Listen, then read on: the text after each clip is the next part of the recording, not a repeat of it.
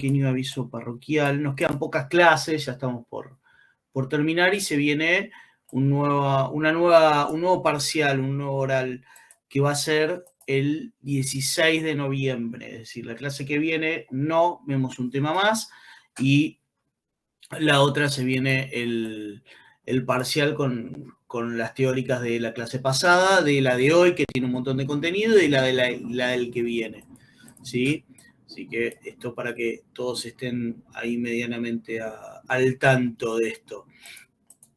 Hoy vamos a ver una teórica que es muy importante porque nos va a empezar a cerrar un montón de conceptos que venimos teniendo, que venimos conociendo, un montón de conceptos que venimos teniendo sobre lo que son el dominio de las cosas o el dominio que tenemos sobre las cosas, mejor dicho. Hoy vamos a ver derechos reales y... Espere que se lo comparto. Así empezamos. Uy, se me cerró. Momento.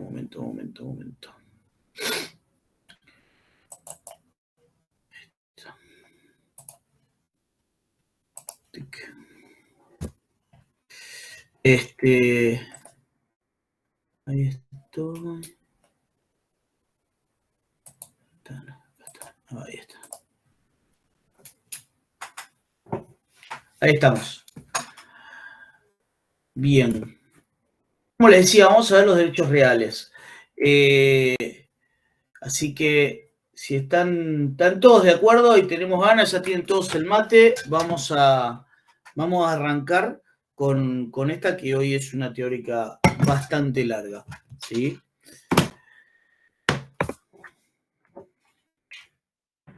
Para empezar, vamos a hablar un poco, ¿se acuerdan de aquella primer teórica que decía cuál era la relación que tenía la arquitectura con el derecho propiamente dicho? O sea, ¿de qué hablábamos cuando hablábamos del derecho en la arquitectura o la arquitectura en el derecho? Y para resumir esa teórica decíamos que como sujetos del derecho nosotros éramos personas o somos personas que podrían ser reales o ideales y que esas personas se transformaban en figuras que intervenían en lo que era el proceso de obra o en una obra y que se iban a transformar en comitentes profesional o constructores o constructoras.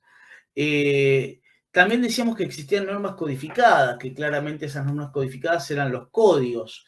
Y obviamente dentro de los códigos también estaba lo que era el Código Civil y Comercial, el Código Penal, el Código Administrativo, y también existían los códigos propios que íbamos a estar formando como sujetos del derecho y generando nuestras propias normas codificadas cuando hacíamos nuestros contratos, ¿sí? Todo ya lo habíamos visto.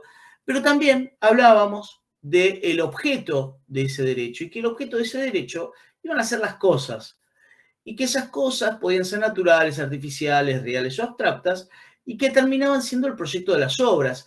Y acá es donde vamos a hacer hincapié hoy, en esas cosas, en las cosas y en la relación que vamos a tener nosotros como sujetos del derecho para con esas cosas.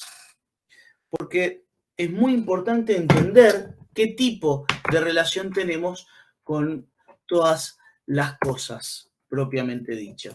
Y cuando hablamos de cosas no podemos olvidar de que la definición que nos da el Código Civil y Comercial de la cosa es que es todo objeto material susceptible de tener algún valor, ¿sí? Es decir, todo lo que puede tener un valor y que esas cosas se van a tener divisiones y se van a dividir en que en estas que pueden llegar a ser muebles o inmuebles, y el Código Civil nos define a las cosas muebles como las que se pueden transportar de un lugar a otro, sea moviéndose por sí mismas o tener que transportarlas, es decir, no sé, la lapicera la muevo de un lugar al otro, ¿sí? Es una cosa mueble. Y algo inmueble, la definición es muy clara porque dice por su naturaleza las cosas que se encuentran por sí mismas inmovilizadas, como el suelo y todas las partes sólidas o fluidas que forman parte de la superficie y profundidad. todo lo que está incorporado al suelo de una manera orgánica y todo lo que se encuentra bajo el suelo sin el hecho del hombre. Es decir, es absolutamente clara la definición del Código Civil cuando habla de las cosas inmuebles. Y a su vez, estas cosas muebles o inmuebles se dividen en cosas públicas o privadas. Y vamos a decir que las cosas públicas son aquellas que están en poder del Estado, el Estado es dueño de ellas, el Estado es el que tiene la administración de esa cosa. Y privadas, claramente, que son propiedad de particulares, de esas personas reales o ideales que veíamos recién. Y dentro de todo este mundo de cosas, muebles, ¿sí? Vamos a tener aquellas que son registrables o no registrables. Es decir, como para ya meternos en la clase de hoy, esta lapicera que yo tengo en la mano, está claro de que es una cosa, ¿sí? ¿Me siguen? Sí, sí, profe. Bien. ¿Qué tipo de cosa es esta lapicera? Dentro de estos conceptos. Un mueble. Bien. ¿Y esta lapicera tiene un título de propiedad?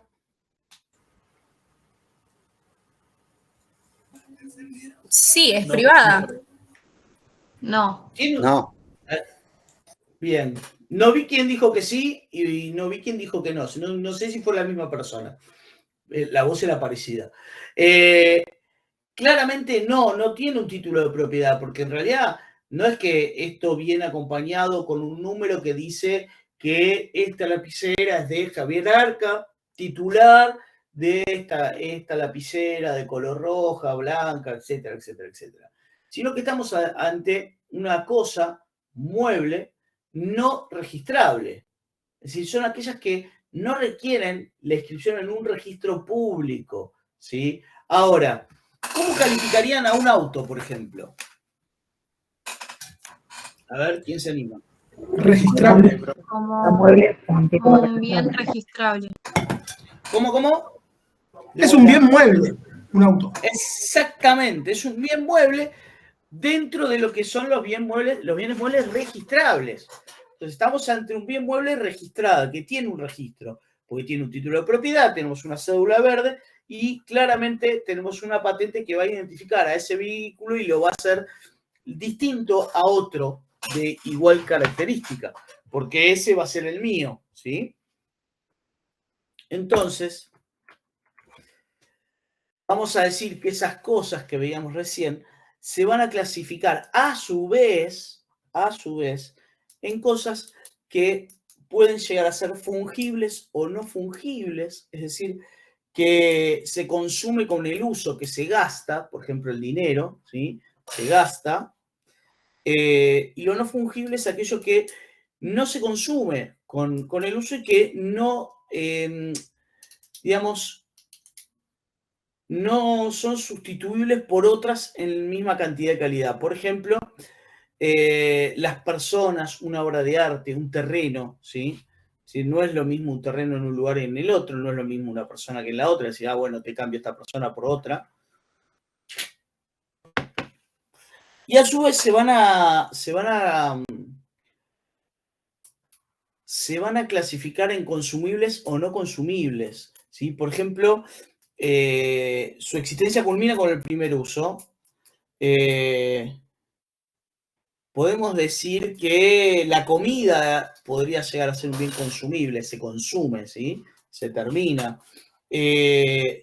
También puede ser divisible o no, o indivisibles, algo que se puede dividir, sin ser destruidas totalmente, como dice acá, es decir, algo que se puede dividir sin perder su esencia, o algo indivisible, que es aquello que cuando lo dividís pierde la esencia y deja de ser económicamente viable también.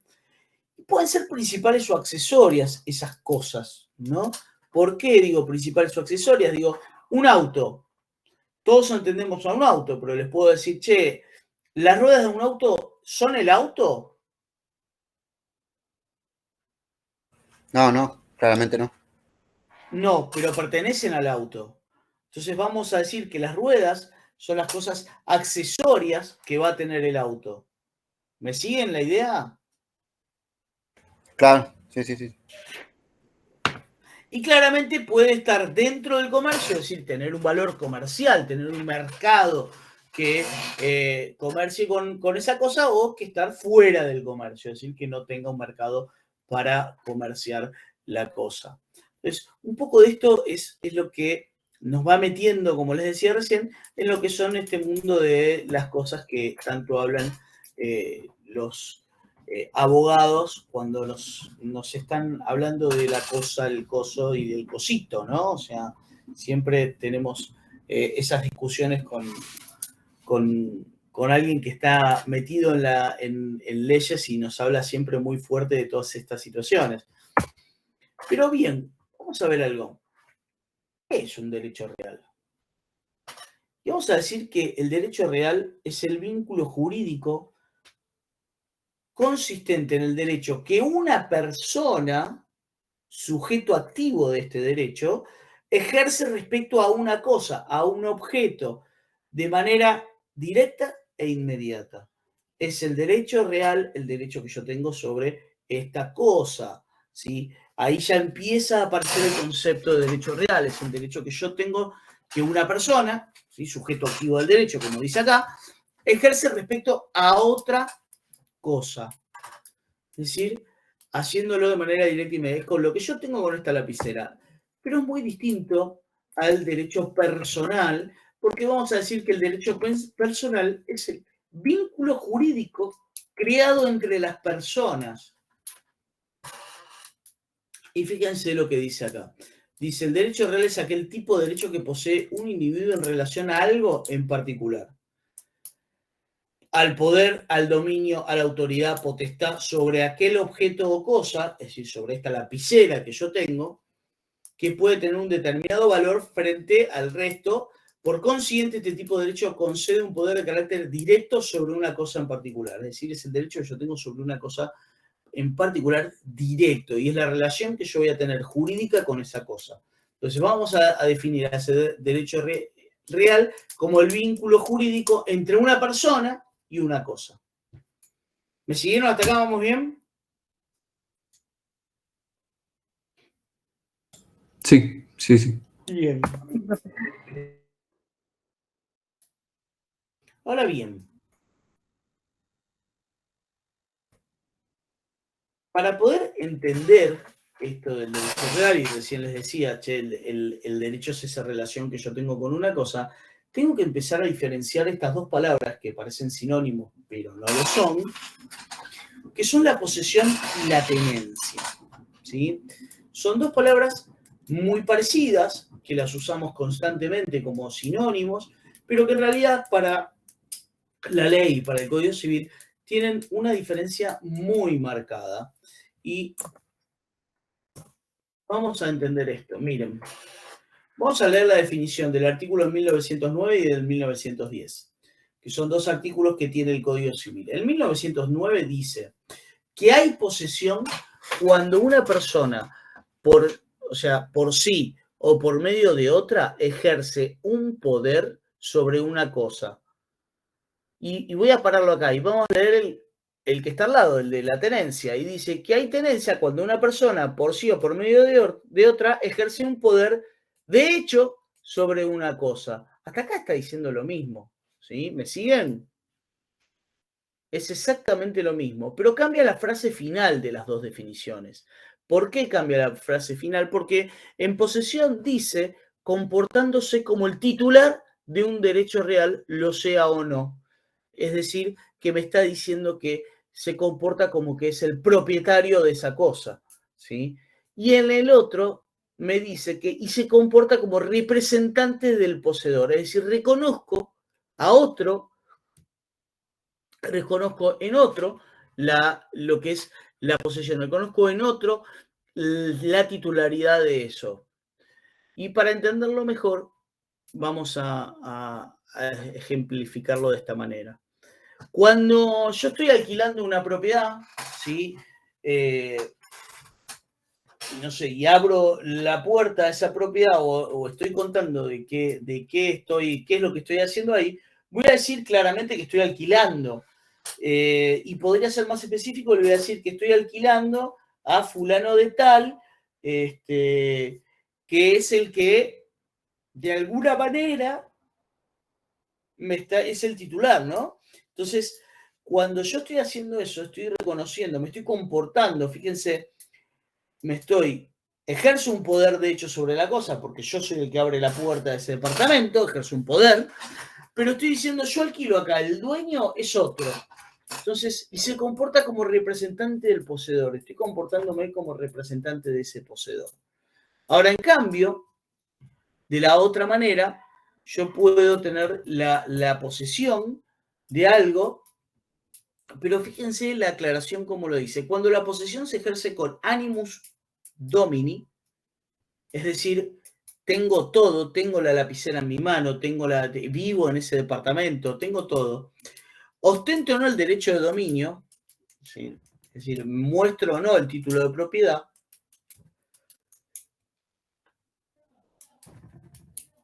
dice que, y ahí habla del ladrón, ¿no? O sea, el ladrón que acaba de robar algo. Entonces, ¿qué va a decir? Yo puedo mostrar o no el derecho de propiedad, puedo tenerlo o no, pero no estoy reconociendo que alguien más lo tiene, con lo cual me estoy comportando como poseedor de esa cosa. Es decir, tengo el cuerpo, tengo la cosa, y el animus domini, tengo esa cosa, y me comporto como tal, y encima, puedo llegar a tener el justo título, es decir, tengo esa cosa que compré, tengo la compra de esa cosa. ¿Me siguieron hasta acá? Sí. Bien. ¿Alguna duda? ¿Se entendió posesión y tenencia?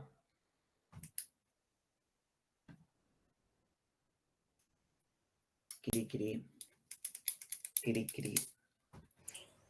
Sí, profe. Bien. Sigamos entonces. Ahora bien, les dije que íbamos a hablar de derechos reales. Y tenemos una cantidad bastante interesante de derechos reales y hoy los vamos a ver todos, esos derechos reales. Estos derechos reales son todos estos que ustedes ven acá. ¿Sí? Profe, consulta. Sí. Yo me tengo una duda. Entonces, posesión sería una persona que se adueña de algo, pero no lo es. Es decir, como dijiste usted, un ladrón o el inquilino de una casa. No, puede serlo también. No, vamos al revés. Puede ser.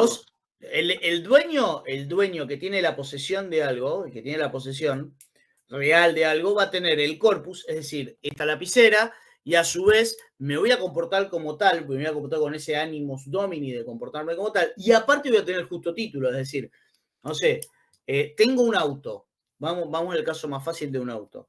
Tengo el auto, yo lo manejo. Yo soy el que abre, tengo la llave, con lo cual tengo el auto, me comporto como un dueño y aparte tengo una cédula verde que dice eso, dice que soy yo. Ahora, ¿qué pasa? Yo me robo un auto, ¿sí? Entonces, cuando me para la policía, ¿qué voy a decir? El auto es mío, no voy a decir, che, me lo acabo de robar acá a la esquina. Entonces, tengo la posesión de ese auto hasta que alguien demuestre lo contrario. ¿Se entiende? Yo me comporto como un poseedor de eso hasta que alguien demuestre lo contrario, porque voy a decir que es mío, no lo voy a poder demostrar, pero voy a decir que es mío y tengo la cosa, tengo el cuerpo. Lo único que me va a faltar es el justo título.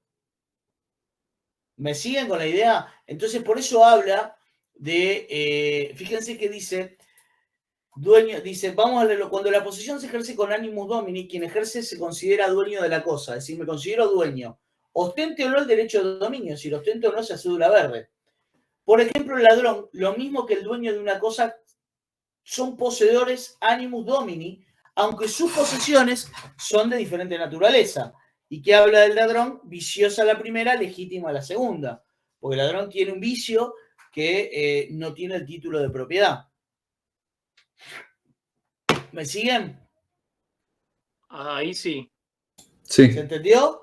Es un tema a priori un tema de comportamiento, de cómo me comporto y quién tiene esa cosa.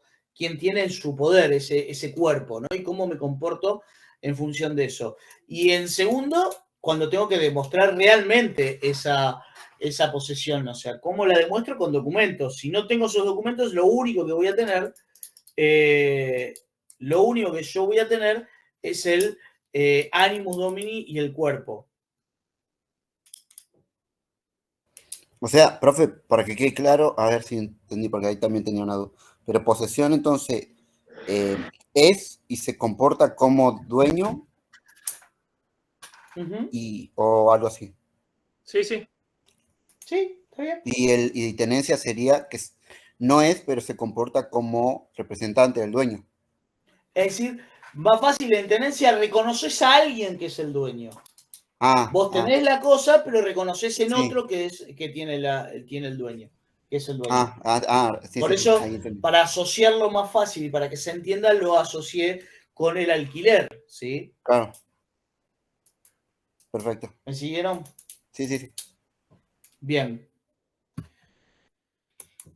Como les decía, estos son los derechos reales, o sea, dominio, condominio, propiedad horizontal, conjuntos inmobiliarios, tiempos compartidos, cementerios privados, superficie, usufructo, uso y habitación, habitación, servidumbre, hipoteca, anticresis y prenda.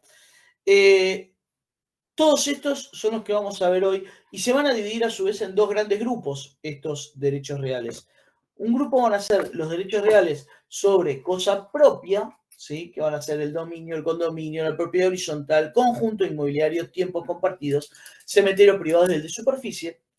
Y otro grupo van a ser sobre cosas ajenas, ¿sí? Como lo va a hacer el usufructo, el uso de la habitación, servidumbre, hipoteca, anticresis y prenda.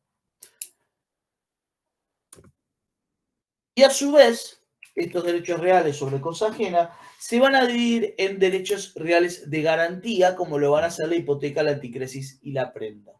Hoy, como les decía, vamos a ver todos estos derechos reales y claramente ya se habrán dado cuenta que el examen se va a estar basando en lo que son los derechos reales, ¿no? Por eso es importante la teórica de hoy y de la semana que viene.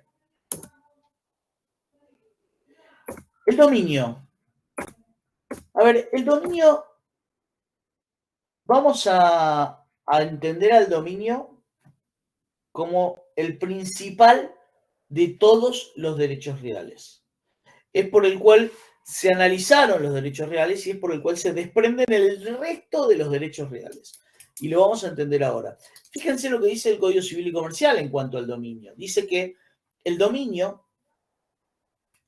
perfecto es el derecho real que otorga las facultades de usar, gozar y disponer material y jurídicamente de una cosa. ¿Quién me puede explicar qué significa usar, gozar y disponer material y jurídicamente de una cosa? ¿Quién se anima? Y que vos tenés la posesión, o sea... No, está bien, pero ¿qué significa, Yuri? Que yo pueda usar, gozar y disponer jurídicamente de una cosa. Que es tuya, que la tenés en este mismo momento y que nadie te priva de usarla, digamos. ¿Y qué puedo hacer con esa cosa? ¿Se puede cambiar, modificar? Claro, la puedes vender, puede ser... Ahí vamos. Mirá, vamos a desmenuzar esas palabras. Dijiste que la podía usar, eso en un principio. Que la puedo vender, es decir, disponer material y jurídicamente de una cosa. Estoy disponiendo jurídicamente de esa cosa. ¿Alguien dijo por ahí qué más dijeron? Modificar, cambiar. Exactamente, que también se puede, es decir, puedo romperla la cosa porque estoy disponiendo materialmente de esa cosa. La tiro, la dejo, la abandono. Un coche. Un coche es un dominio perfecto. Esperá, sí, pero el dominio perfecto, acá ahora, el dominio se da sobre todas las cosas. No es el coche es el dominio perfecto. Es al revés.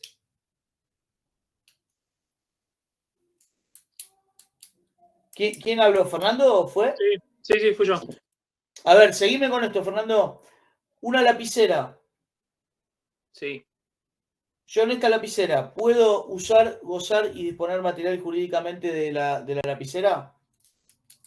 No, jurídicamente no. ¿Por qué no? ¿Porque no tiene un título? No importa, pero te la puedo vender. Profe, ¿tiene que ver con un bien registrable? No, tiene que ver con que todo lo que... O sea, acá ya estamos en el concepto de cosas, ¿sí? Y el concepto de cosas, todo lo que sea una cosa puede tener dominio. Una cosa registrable, no registrable, mueble, un mueble va a tener un dominio, o puede llegar a tener un dominio de esa cosa. ¿Me siguen? No es que solamente las cosas registrables son las que tienen un dominio, porque de hecho esta lapicera es mía, yo pagué por ella. Es decir, yo ejerzo el dominio sobre esta lapicera, si quiero la rompo, si quiero la abandono, si quiero la vendo, ¿sí? Puedo hacer lo que quiera, la puedo usar, ¿sí? Puedo usarla, puedo gozar de la lapicera en cuanto a que me dé frutos si realmente lo hace. Entonces, yo puedo hacer lo que quiera con esta lapicera, siempre y cuando esté dentro de los límites previstos por la ley, como dice ahí el artículo. Pero en realidad lo interesante de esto es entender de que todas las cosas, por eso empecé hablando de cosas, muebles, inmuebles, registrables o no registrables, van a tener el dominio. Algunos dominios van a ser registrables, como va a ser un auto, una moto, un camión, una lancha. Otros dominios no van a tener el registro, como va a ser esta lapicera, un celular, o, bueno, el celular ahora sí, pero yo no sé, mis anteojos, el mate, digo, todo eso no va a tener registro, pero es claramente de dominio personal mío. ¿Sí? ¿Me siguieron hasta ahí? Sí. Bien. Y habla del dominio perfecto, ¿no? El Código Civil habla y dice, che, el dominio perfecto es esto, es cuando puedo usar, gozar y disponer material jurídicamente de la cosa. Ahora, ¿cuándo el dominio es imperfecto? Y claramente el dominio va a ser imperfecto cuando esté sometido a alguna condición o algún plazo resolutorio, es decir, cuando tenga algo en el cual se termine la posibilidad de mi dominio. O sea, no puedo usar y gozar y disponer material y jurídicamente de él cuando yo quiera, sino que se me puede terminar eso. Entonces, ahí empieza a ser un dominio imperfecto. O cuando esté afectado por otro derecho real, como puede llegar a ser los derechos reales de garantía que les mencioné recién. Es decir, tengo el dominio sobre una casa, pero esa casa está puesta como garantía de una hipoteca que me dieron. Entonces, ese dominio termina siendo imperfecto porque yo no puedo usar, gozar y disponer material jurídicamente de la cosa, sino que tengo que pedir permiso para hacer determinadas cuestiones sobre esa cosa. ¿Me siguieron hasta ahí? Está claro. ¿El alquiler de un departamento? Sí. No. ¿Por qué el alquiler? Y porque podés hacer todo, pero no es tuyo, digamos. Es imperfecto. No podés hacer todo. No. Ustedes usen esto. Vos lo podés usar, gozar y disponer. Sí, no, tenés razón. O sea, no podés venderlo. No, y aparte, claro, yo acá cuando estoy hablando digo, che, yo si quiero cierro la puerta, lo dejo y lo dejo abandonado. Vos el alquiler no lo puedo dejar abandonado. Tenés que seguir pagando y manteniendo, y estás obligado a pagar y mantener. Digo, el alquiler tiene una resolución en tiempo, con lo cual es tuyo en tiempo, pero reconoces a otro que tiene el dominio de eso. ¿Sí? Entonces, para entender el dominio tenemos que entender estos conceptos de usar, gozar y disponer material y jurídicamente de esa cosa. Y vamos a decir que es perfecto cuando... Perpetuo, dice la definición. Exactamente, cuando es absoluto, exclusivo y perpetuo, porque es para toda mi vida. Y siempre vamos a considerar el dominio perfecto, salvo que tenga algo grabado en escritura o que tenga algo. Entonces, pero en principio siempre se lo va a considerar perfecto.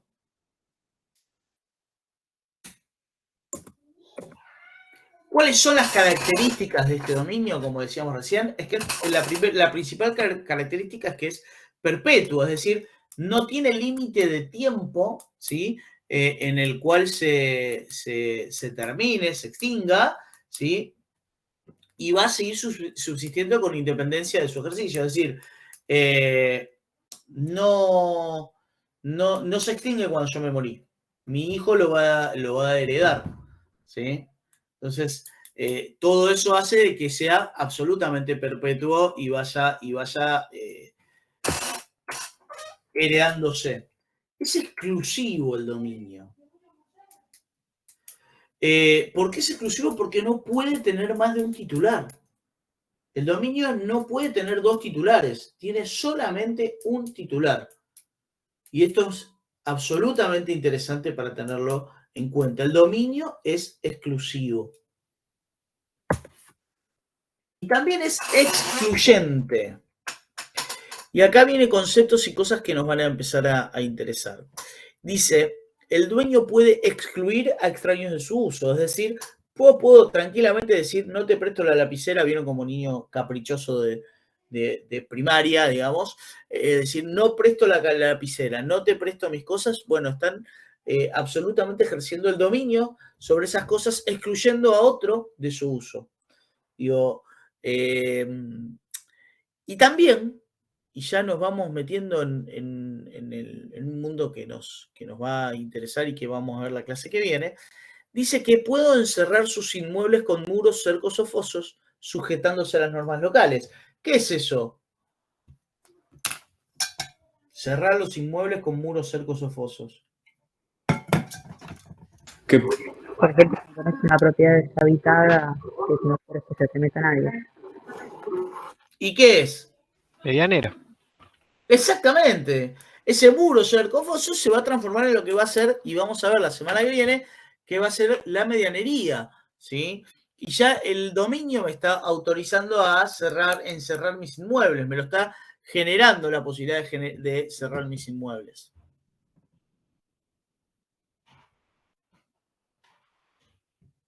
¿Me siguen hasta ahí? Profe, una duda. Sí, la parte de exclusivo. No Sí. sé, un matrimonio, el titular es el matrimonio, o una sociedad que el titular no es solo una persona. De vuelta, a ver. ¿Cómo? Dijo que era exclusivo porque admite solo un titular, pero no sé, por ahí me imagino que en el caso de una sociedad el titular es uno y es una sociedad más allá que la sociedad tenga varios integrantes. ¿No? Si es una sociedad, la titular, o sea, no importa los integrantes de la sociedad, porque la sociedad después está conformada por, no sé, una sociedad anónima, tiene socios, tiene un montón de cosas, pero el dominio absoluto lo tiene esa sociedad, es decir, esa persona jurídica ideal, ¿sí? Pero quizás la pregunta que vos querés hacer es diferente. ¿Qué pasa si son dos los titulares de algo? ¿No? Claro, se me ocurría en un matrimonio, más que una sociedad. En la sociedad me imaginaba que el titular era la sociedad. Saquemos al matrimonio de esto y que trae un montón de quilombos. Vayamos que vas a comprar con un amigo un departamento. Sí. O una casa. Vamos por una casa, ¿sí? Ahí qué pasa. Compran dos una casa. Sí, ¿Tienen el dominio de esa casa? El 50%, creo, ¿no? Sí, ponele, tiene cada uno el 50%, partes iguales. Compran. ¿Tienen el dominio de esa casa? Sí. No. Lo que tienen, que vamos a ver seguido al dominio, es una variable del dominio que es el condominio.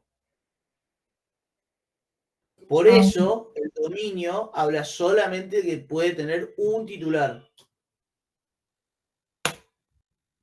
¿Me siguen? Sí, sí. Bien. Claro, teniendo un 50% no puede ejecutar el dominio como quiera. Tiene que estar de acuerdo. Exactamente. Vos fíjate que vos no puedes hacer lo que quieras, dependés de que el otro te autorice. Entonces ya hay algo en ese dominio que no es absoluto, ¿sí? Entonces siempre dependemos de otro que me acompañe para esas decisiones. Entonces ahí es donde existe otro derecho real que es el condominio. Claro, por eso... Sí, en el caso del matrimonio también es condominio, o si están casados es... No, es distinto. Es distinto. Por eso me corrí del tema matrimonial, porque es distinto porque depende la forma de cómo se realizó esa transacción traslativa del dominio, es decir, esa compra-venta. Depende la forma, porque si yo la hice, por ejemplo, compré una casa y la compró Javier Arca, o sea, Javier Arca casado con, digo, ahí el dominio lo tengo yo y mi pareja lo que va a tener es el bien ganancial de eso, pero no el condominio. Por más que sea algo similar en cuanto a la venta, porque en el único momento que ingresaría es el momento de la venta. Mientras tanto, las decisiones son absolutamente mías. ¿Se entiende? Yo vendo una porción, ¿eso sí sería condominio? No. Sí, no, pero esperá, no me mezclen, esperá. Una pregunta, profe. Esperá porque me están mezclando. Me preguntaste por un matrimonio. Claro, sí. El matrimonio depende cómo se realice la compra, pero el matrimonio en sí mismo no es un condominio. Porque lo que tiene es un bien ganancial, es otra cosa distinta. Si vos compras con alguien, ¿sí? Si vos compras con alguien, están comprando dos personas, dos partes, una cosa. Claro. Ahí estás en un condominio. Pero puede ser que esas dos partes sean un matrimonio, que es anecdótico, o que no lo sean. Por eso te lo separé el tema del matrimonio, ¿se entiende?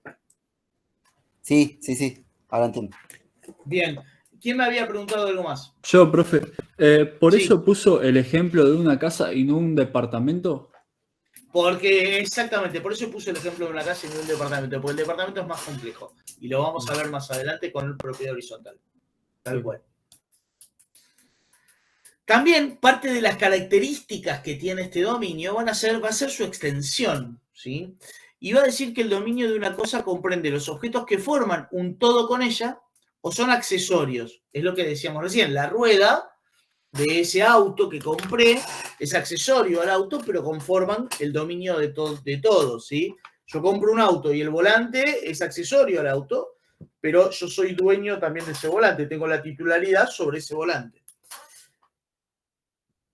El dominio de una cosa inmueble se extiende al subsuelo y al espacio aéreo. Es decir, todo lo que esté para abajo y todo lo que esté para arriba es parte del dominio de un terreno, por ejemplo. En la medida que su aprovechamiento sea posible, excepto por lo dispuestos a las normas especiales. Y acá voy a hacer un paréntesis y les voy a decir qué se les puede ocurrir a ustedes que puede ser un limitante a mi dominio en cuanto a la normativa. La altura máxima. ¿Quién te la da, Yuri? La municipalidad. ¿Que a través de qué? De la normativa. El código urbanístico. Exactamente. El código urbanístico, el código de planeamiento urbano, el código que nos dice cuál es esa altura máxima, cuál es la superficie que yo puedo hacer, qué es lo que puedo hacer, son limitantes a mi dominio. Es decir, eso está establecido que son situaciones que van a limitar, que no puedo hacer lo que yo quiero en mi terreno. Y esta es una respuesta que ustedes se van a tener que aprender para darles a esos propietarios caprichosos que a veces tenemos y que nos dicen yo acá hago lo que quiero y ese hacer lo que quiera implica de que voy a hacer un edificio de 60 pisos en mi terreno que diga que puedo hacer 3. Entonces, ¿cómo se lo explicamos? Se lo explicamos de esta manera. Vos claramente puedes hacer lo que querés en tu propiedad, salvo lo que te marquen las normas especiales, que son las limitantes a tu dominio, y un limitante a tu dominio va a ser un código de planeamiento urbano. Y acá dice algo muy, muy claro, que dice que todas las construcciones, siembras o plantaciones existentes en un inmueble pertenecen a su dueño, excepto lo dispuesto respecto a los derechos de propiedad horizontal y superficie, que son otros derechos que ahora vamos a ver. Se presume que las construcciones, siembras o plantaciones las hizo el dueño del inmueble si no se prueba lo contrario. Entonces, este es otro concepto, que todo lo que está adherido al suelo forma parte del dominio. ¿Cómo se adquiere este dominio? ¿Cómo adquirimos? ¿Cómo llegamos a tener este dominio? Y una de las formas de adquisición de este dominio es la tradición traslativa. ¿Y esa tradición traslativa qué es? Digo, la herencia. La compra-venta, Walter. Trasladar. También, la herencia es una, la compra-venta, digamos, por eso es la entrega de una cosa hecha por el propietario actual al adquiriente de dicha cosa, poseyendo ambos, propietario y adquiriente, capacidad para enajenar es vender, y adquirir.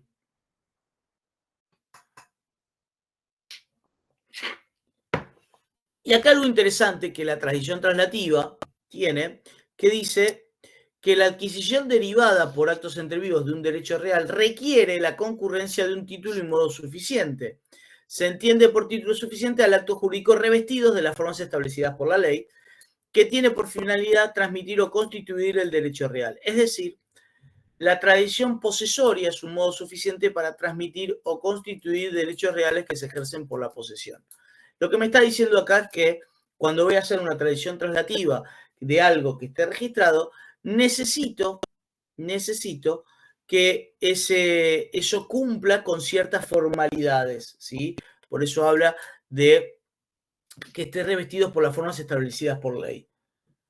Eso es lo que traducir ese artículo 1892 del Código Civil dice eso. Ahora, hay otra forma de adquisición un poco más compleja que es la apropiación. Muchos van a decir, ¿cómo? Te podés adquirir por apropiación, por apropiarse, todos entendemos lo que es. Y sí, claramente puedo adquirir las cosas por apropiación.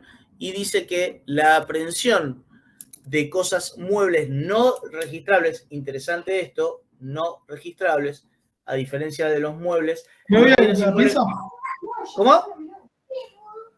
Perdón, profe, tengo un lío acá en casa con el nene. Disculpe, no sabía estar. Perdón, Walter. Pensé que me hacías una pregunta. A diferencia de los muebles, los bienes inmuebles nunca carecen de dueño. Es decir, todos los bienes inmuebles no es que no son de nadie. Si no son de nadie, son del Estado, ¿sí? Ahora, si yo dejo la lapicera que tengo en la mano abandonada en un lugar y pasa alguien y se apropia de ella, muchos, ¿vieron? No sé, cuando sacamos a la vereda una silla que no queremos más y pasa alguien y la levanta y se la lleva. Digo, eso que está haciendo no es robar, claramente, porque yo la estoy abandonando, ¿sí?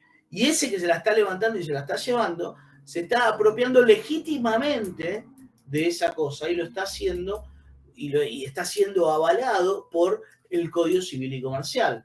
Y fíjense que dice el artículo del Código Civil en cuanto a apropiación. Dice, el dominio de las cosas muebles no registrables sin dueño se adquiere por apropiación y son susceptibles de apropiación las cosas abandonadas en primer lugar, es decir, todo lo que dejé, los animales que son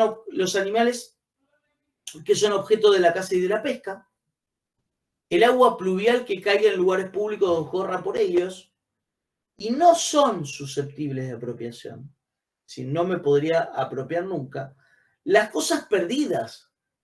Pero yo no lo abandoné, lo perdí. Pero esa lapicera es mía, ¿sí? Tengo cómo demostrarlo. Los animales domésticos, aunque escapen e ingresen en inmuebles ajenos. Los animales domesticados, mientras el dueño no desista de perseguirlos. Y los tesoros. Es decir, no nos podemos apropiar de los tesoros, ¿sí? Todo tesoro que se encuentre es del Estado. ¿Me siguen hasta acá?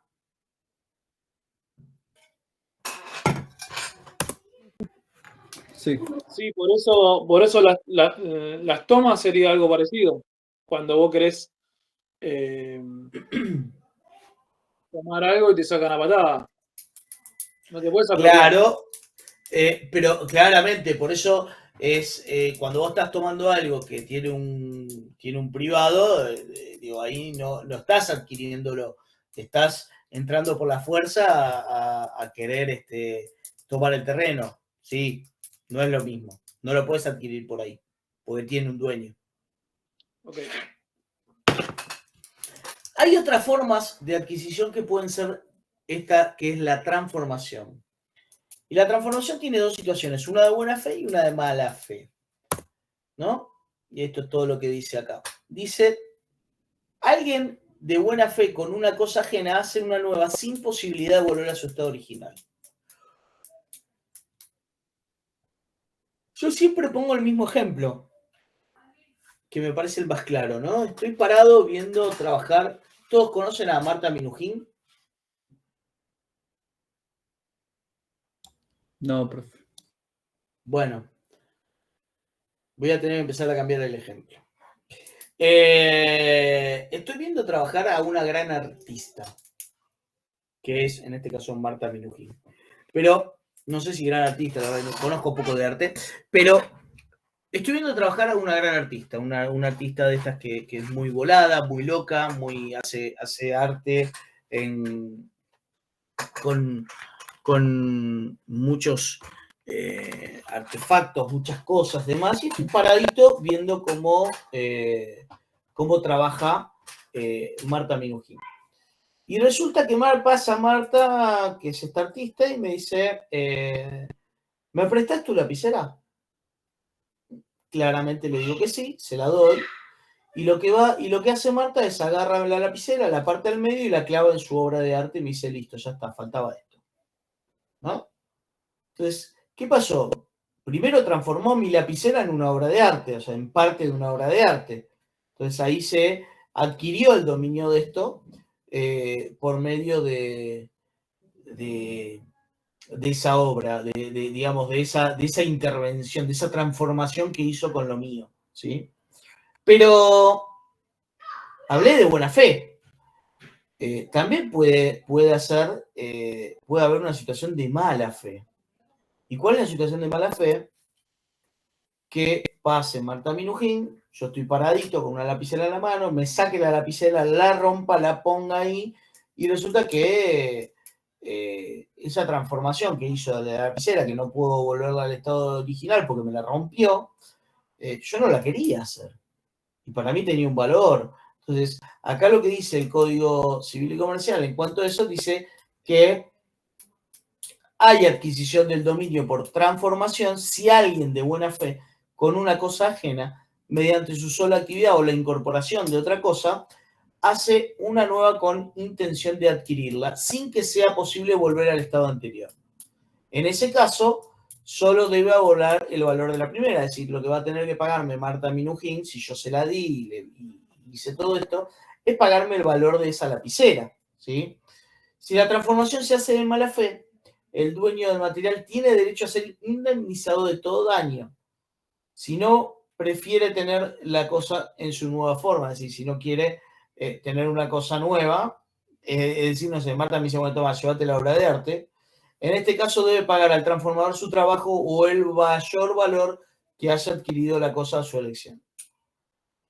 Si el transformador es de buena fe y la cosa transformada es reversible a su estado anterior, el dueño de la materia es dueño de la nueva especie. En este caso debe pagar al transformador su trabajo. Y si el transformador es de mala fe y la cosa transformada es reversible a su estado anterior, el dueño de la cosa puede optar por reclamar la cosa nueva sin pagar nada de lo que lo hizo. Digo, es una forma de poder adquirir también el dominio. Y otra de las formas de adquirir el dominio es la accesión. Entonces, decimos que vamos a adquirir dominio por tradición traslativa, por apropiación, por transformación y por accesión. ¿Qué es la accesión? Dice que es cuando una cosa mueble o inmueble acrece a otra por adherencia natural sin mediar intervención humana. ¿Qué se les ocurre que puede ser esto?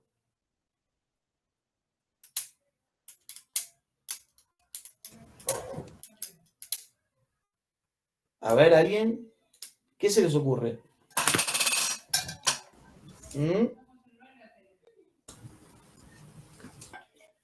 Una herencia.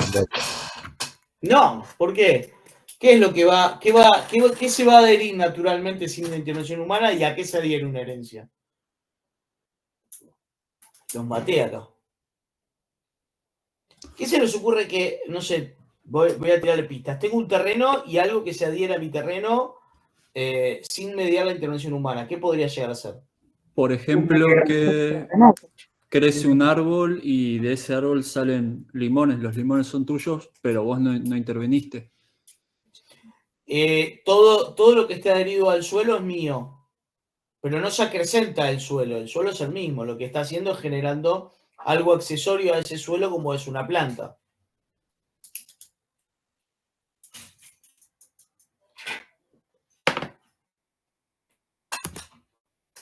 Puede A ser ver, tal vez hay- que a aparezca ver, algún mineral precioso o algo, o no. está cerca, pero mira esto, porque lo dejé a propósito y para que piensen un poquito. Hay dos formas de accesiones. Una es la aluvión y el otro es la avulsión. ¿Qué dice aluvión? Dice, es el acrecimiento paulatino e insensible del inmueble, confindante con aguas durmientes o corrientes que se produce por sedimentación. Pertenece al dueño del inmueble y no hay acrecentamiento del dominio de los particulares por aluvión si se provoca por obra del hombre. ¿Qué es esto? ¿Vieron cuando tengo un terreno que da a un río y este río viene con sedimento pasando del río y me lo va depositando sobre mi terreno? Con el paso de los años, mi terreno se va a hacer más grande. Todo lo que esté adherido por accesión, por aluvión, pasa a ser parte de mi propiedad. ¿Me siguieron?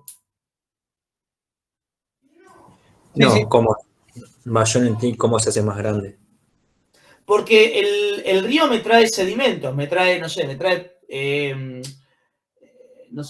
tierra. Y justo en la puerta de mi terreno el río gira su cauce, entonces me deposita. A ver, ¿qué es lo que pasa con el río que sale del Río de la Plata? Y qué es lo que todos vieron, que todos nos dicen que sobre la costa argentina, sobre la costa de Buenos Aires, el río está sucio y sobre la costa de Uruguay el río está limpio. ¿Sí? ¿Ustedes saben por qué es ese fenómeno? ¿Por todos los sedimentos que trae el río? Exactamente, Yuri. Lo que termina pasando es que el río viene con sedimentos desde arriba, el río deposita esos sedimentos sobre la costa argentina y se va limpio hacia la costa uruguaya. Esa es la diferencia que tiene. Entonces, todos esos sedimentos, que en este caso están sobre la costa, yo podría tener en todo este cauce, podría tener, no sé, una isla en el medio del delta. Y esa isla ir agrandándose de a poco, obviamente que estamos hablando paulatinamente, pueden llegar a pasar 20, 30, 40, 50 años hasta que pueda haber un metro más de terreno, ¿no? Está claro. O sea, porque esto es paulatino, es grano a grano que se va adhiriendo a mi terreno. ¿Se entiende? Claro, ¿Y si baja el agua sería lo mismo? Pero si baja el agua y me deja la tierra, es lo mismo. Si me la lleva, es lo mismo. En vez de adherir, en vez de adquirir, estoy perdiendo. Claro, o sea, es un arma de doble filo, vos también podés perder, por ejemplo. Claramente. Obvio que sí. Obvio. Sí, sí. Y también está la avulsión. ¿Qué es la avulsión? Dice, es el acrecentamiento del inmueble por fuerza súbita de las aguas que producen una adherencia natural perteneciente al dueño del inmueble. O sea, acá que me está diciendo,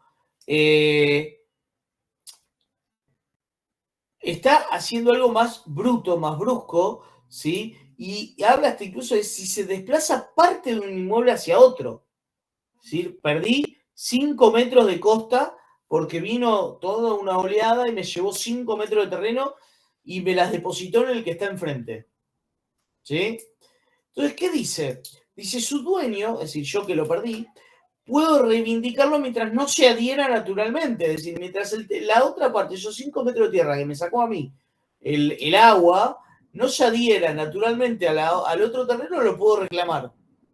O pasaron 6 meses y el otro va a adquirir esa ampliación de su dominio por prescripción. Y dice, cuando la avulsión es de cosas no susceptibles de herencia natural, se aplica lo dispuesto sobre cosas perdidas. Es decir, imagínense que lo que se pierde, acá voy a ser muy extremista, es un muelle. En esto mismo, obviamente, siempre la accesión está ligado a un río, ¿sí? Asocian esto con río porque si no, no lo van a poder entender. Pero supónganse que se pierde un muelle, me lo sacan a mí y el muelle va enfrente. Entonces, ¿qué dice? Se va a aplicar sobre las cuestiones de cosa perdida. O sea, no se va a poder quedar con ese muelle si yo sé que es mío y lo perdí y se lo voy a poder reclamar. ¿Sí? ¿Me siguen hasta ahí?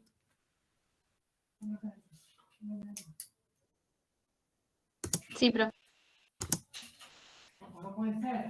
Profe, lo puede reclamar por 6 meses. Después de los 6 meses lo perdió, ¿no?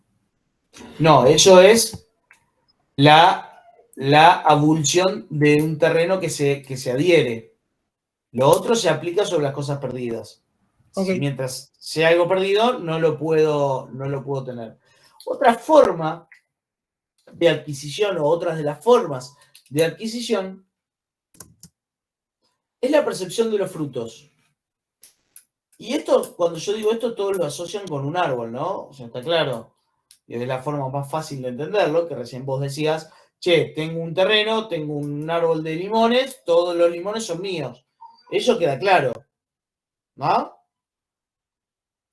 Ahora, percepción de los frutos también es todo lo que produzca algo que es mío. Por ejemplo, cuando una cosa puede generar otra cosa. No sé, tengo una impresora 3D. Sí, tengo una impresora 3D que puede generar otra cosa. La impresora hago mates. Esos mates que salen de mi impresora son míos. Yo adquiero el dominio automáticamente una vez que salen de la impresora. ¿Me siguen ahí?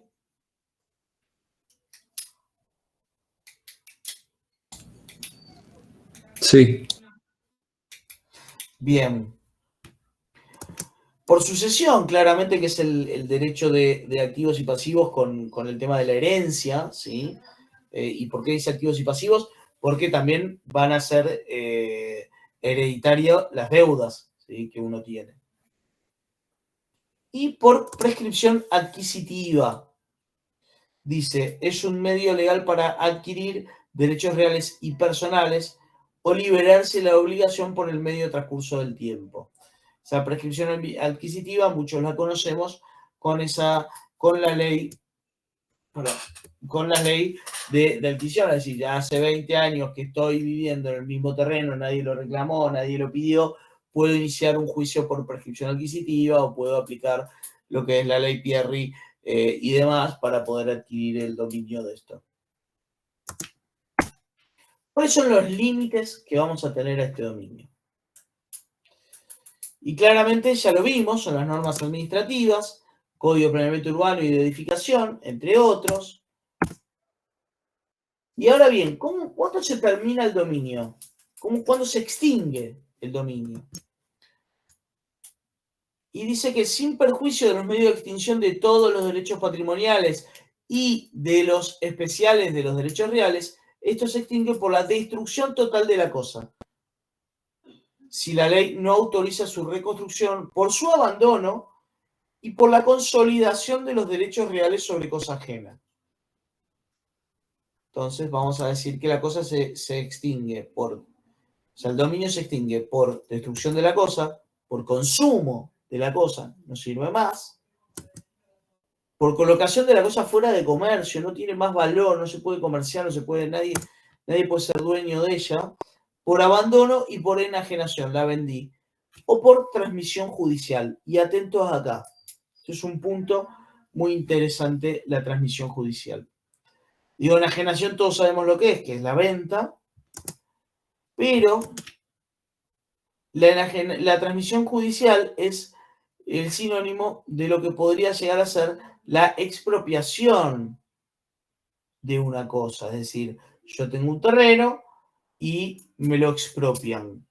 ¿Cuándo me pueden expropiar ese terreno? Lo pueden hacer solo cuando existe una utilidad de bien público, ¿sí? Por otro lado, la transmisión judicial también se da por sentencias judiciales. Es decir, hay un juez que determina que el titular de ese dominio es otra persona. Y también es la restitución de la cosa cuya propiedad fue transmitida por título viciado de nulidad. O sea, alguien que hizo un título de compraventa viciado de nulidad, es decir, que tiene en sus orígenes, ¿se acuerdan que tenía alguno de los vicios? Error, dolo, simulación, fraude. Entonces ahí también puedo perder el dominio de eso si el título tiene ese inconveniente. La expropiación, solo el Estado es el que puede expropiar. Para poder expropiar tiene que tener un fin social de bien común, Es decir, tiene que tener definido cuál va a ser el uso que se le va a dar a eso y que ese uso tiene que ser para la sociedad y tiene que tener un bien absolutamente común de toda la sociedad. Se va a tasar el valor sin tener en cuenta circunstancias personales, valor afectivo ni lucro cesante. ¿Por qué digo esto? Porque muchas veces uno dice, che, pará, me vas a expropiar, el Estado me va a expropiar mi local y tengo una peluquería y esa peluquería me genera tanta plata por mes, el Estado me tiene que pagar el fondo de comercio. No, el Estado va a pagar el valor de ese comercio, el valor nominal de ese terreno, lo va a tasar, va a agregar un proporcional un poquito mayor a lo que es el mercado, pero nunca nos va a pagar ni lucro cesante, ni mucho menos decir, che, me tenés que pagar más porque yo esta casa la hice con mi papá y en realidad él ya no está más, entonces todo esto tiene un valor sentimental para mí.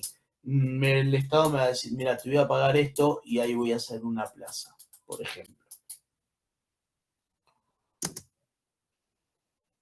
Y el expropiado puede solicitar que se expropie toda la propiedad. Si me dicen, mira, yo te voy a expropiar solamente los primeros 5 metros de tu casa. Digo, no, si me vas a expropiar los primeros 5 metros, expropiame toda la casa. Y también puede proceder a la retrocesión si se le diera al bien un destino diferente al previsto o no se le diera destino por 2 años, devolviendo lo recibido con la actualización correspondiente, claramente, y me van a devolver el bien. Por eso van a ver que muchas veces, o por lo menos lo que tenemos en cuanto a expropiaciones que se dieron generalmente en lugares de la ciudad y actualmente donde podemos ver expropiaciones bastante claras, son al costado del acceso oeste, también se ven ese tipo de expropiaciones, pero van a ver que automáticamente, ni bien se le expropia una casa, se demuele. Esto se hace para que si el expropiado, que en 2 años no termine la obra, lo que sea, no tenga derecho a poder pedir la devolución de eso, sino que porque ya no está más eso. Entonces, ahí se genera un conflicto. ¿No hay un consejo deliberante que dice sí o no? Obvio. Ok. Sí, esto, a ver, a esto no es procedimental. Lo que nosotros estamos viendo no es un procedimiento, es conceptual. O sea, después para el procedimiento tiene que tener el consejo deliberante que diga se expropia tal propiedad con el fin tal, que es lo que le da el marco legal a esa expropiación. Pero digo, eso es procedimental. Nosotros estamos acá viendo cómo es el conceptual de todo esto. Ok. Condominio. Vamos con el segundo derecho real. Y nos faltan un montón. ¿Qué es el condominio? Claramente es condominum, viene del condominio, y el término condominio se refiere que en el campo de derecho apuesto que 2, 3 o más individuos disponen sobre un bien compartido. Ahí está, es clarísimo. ¿Y qué dice el Código Civil? Dice que es el derecho real de propiedad sobre una cosa que pertenece en común a varias personas y que corresponde a cada una por una parte indivisa. Las partes de los condominios se presumen iguales, excepto que la ley o el título dispongan otra proporción.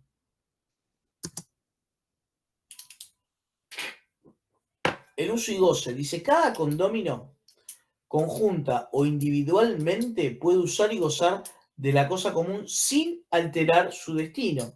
Es decir, no puede alterar su destino porque para hacerlo necesita la autorización de su condominio. No puede deteriorarla en su propio interés u obstaculizar el ejercicio de iguales facultades por los restantes condóminos. ¿Sí? Todos tienen derecho a usar esa cosa de la misma manera. Este condominio puede ser sin indivisión forzosa, que es aquel que dice, todo condominio puede en cualquier tiempo pedir la partición de la cosa. La acción es imprescindible cuando la cosa puede ser divisible. O sea, o con indivisión forzosa. ¿Y qué significa con indivisión forzosa? Es que no se puede dividir. Es decir, cuando el condominio recae sobre cosas afectadas como accesorias, indispensables al uso común, en este caso de 2 o más heredades, que pertenecen a diversos propietarios, mientras que subsiste la afectación, ninguno de los condóminos puede pedir la división. Cuando el condominio recae sobre muros, cercos y fosos, estamos ante lo que vamos a conocer como la medianería, ¿sí? Es decir, que la medianería es ese condominio con indivisión forzosa, es decir, no lo puedo dividir.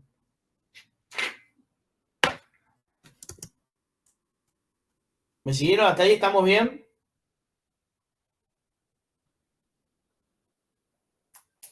Cri, cri, cri, cri. Sí, profe. Vamos. Sí, profe, sí. Vamos. Propiedad horizontal. Y acá venía por qué no me había metido en el departamento, que creo que me habías preguntado vos, Yuri. ¿Por qué? Porque la propiedad horizontal convive o puede convivir varios derechos reales que estuvimos viendo hasta ahora. Es decir, en la propiedad horizontal va a convivir el dominio de la superficie de mi unidad funcional y el condominio de toda la parte común si es que existe, digamos, el dominio absoluto sobre un departamento, ¿no? Si yo soy el único dueño, voy a tener ese dominio, pero voy a tener el condominio de las partes comunes, es decir, mi propiedad está afectada a lo que es la propiedad horizontal. ¿Y qué dice el Código Civil y Comercial? Dice, la propiedad horizontal es el derecho real que se ejerce sobre un inmueble propio que otorga a su titular facultades de uso, goce y disposición material y jurídica que se ejercen sobre las partes privativas y sobre las partes comunes de un edificio.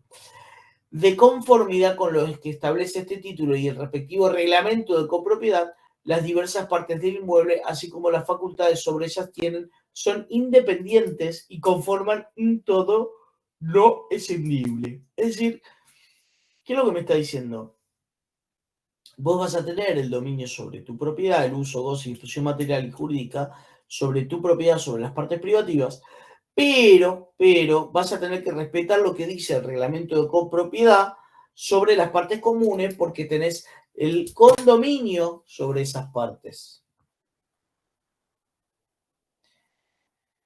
Dice, a los fines de la división jurídica del edificio, el titular de dominio o los condóminos deben redactar por escritura pública el reglamento de copropiedad que debe inscribirse en el registro inmobiliario y el reglamento de propiedad horizontal se integra al título suficiente sobre la unidad funcional. Es decir, ¿quién me podría explicar qué es un reglamento de copropiedad o un reglamento de propiedad horizontal?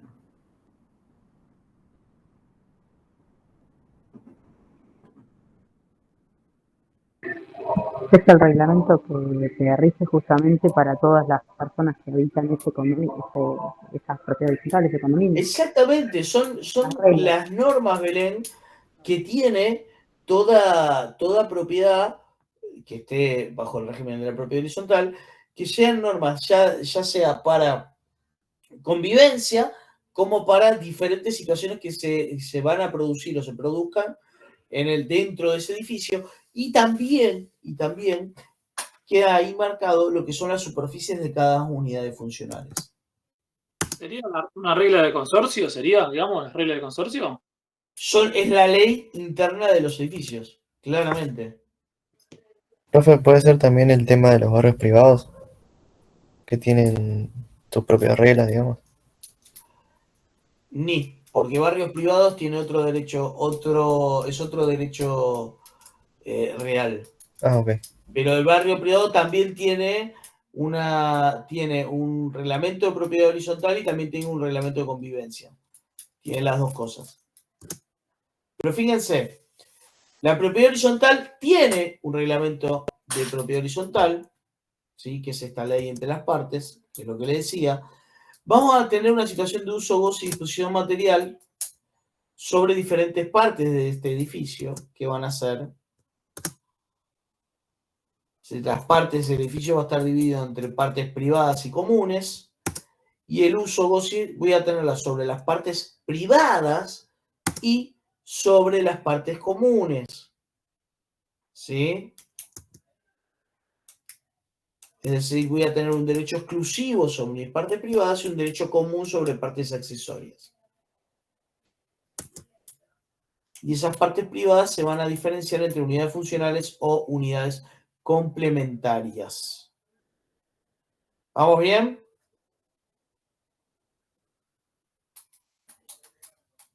Sí, sí.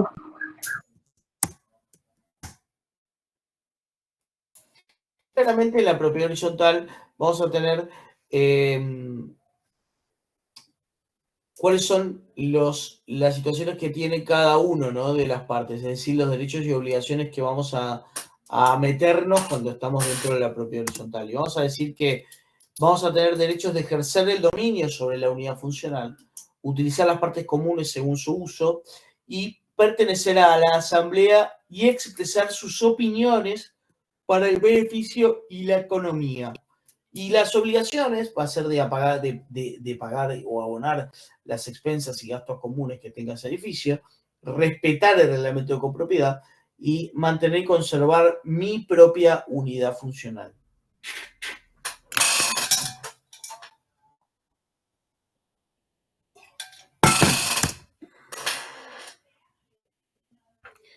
Algo interesante y que creo que tenemos que saber todos al momento de terminar esta carrera y empezar a trabajar independientemente o empezar a buscar estos clientes que nos van a empezar a dar nuestros primeros trabajos, que nos podemos topar con algún departamento en propiedad horizontal. O sea, ¿qué significa esto? Podría ser un departamento en el cual tenga 3 unidades en un terreno, digo, ¿no? Y me llama el de la unidad del fondo y me dice, quiero hacer un quincho en el fondo, quiero hacer la habitación de mi hijo en el primer piso. Para poder hacer cualquiera de esos cambios, voy a necesitar, ¿sí? Voy a necesitar un acuerdo unánime de todos los propietarios. Es decir, ¿qué tengo que hacer? Tengo que generar una autorización que van a firmar 100% de los copropietarios ante escribano y me van a decir que puedo hacer esa modificación en propiedad horizontal. ¿Me siguieron hasta acá? Es decir, que en el mismo terreno se hace otra modificación. Es decir, no, te quedó un espacio vacío atrás y puedes hacer, no sé, un quincho, como decís. No, suponete que yo tengo 3 unidades funcionales y quiero hacer una habitación en un primer piso sobre mi unidad funcional. En un terreno hay 3 unidades, una adelante, otra en el medio y otra atrás. ¿Sí? Okay. Y voy a hacer, en la de atrás quiero hacer una habitación en el primer piso. Para hacer esa habitación en el primer piso, necesito la autorización del resto de los propietarios. Mira. ¿Me seguiste? Sí. Es raro, pero sí. No, estás bajo el régimen de propiedad horizontal, por eso es que, y por eso me interesó y me interesa que lo sepan, porque es un problema. Porque digo, si uno de los otros dos no le da la autorización, no podrían presentar la documentación en el municipio. Y si no presentan la documentación en el municipio y viene el municipio y lo clausura, digamos, los únicos responsables de haber asesorado mal a un comitente, responsabilidad, son ustedes. Ok.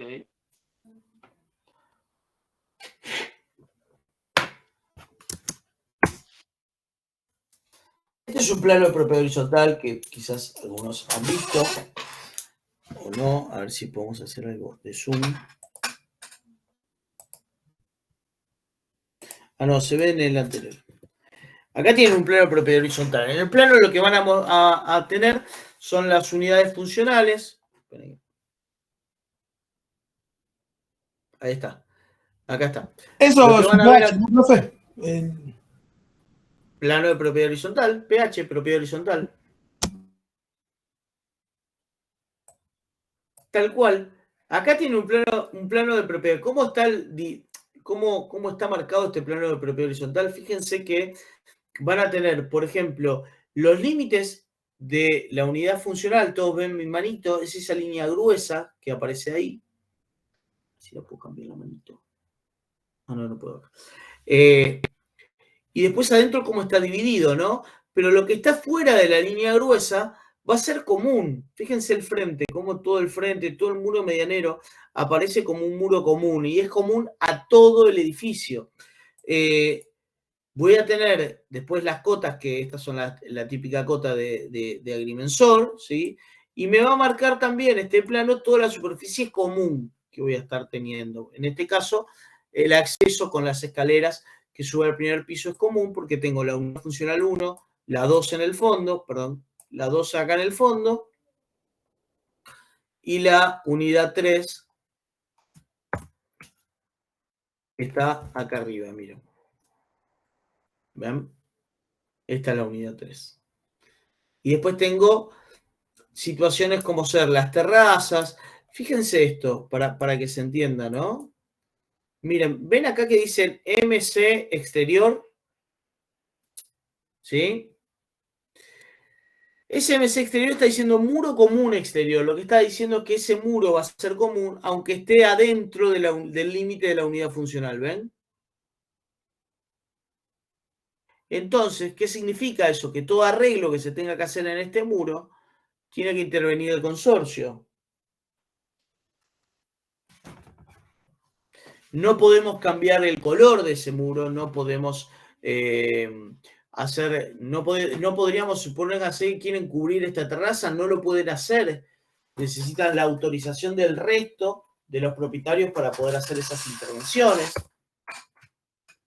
Después, dentro de ese plano, van a tener una planilla de unidades funcionales en el cual nos va a decir esa planilla claramente cuál es el porcentaje sobre el 100% del edificio de mi unidad funcional, y con eso es lo que vamos a estar pagando las expensas de esas o los gastos que tenga ese edificio.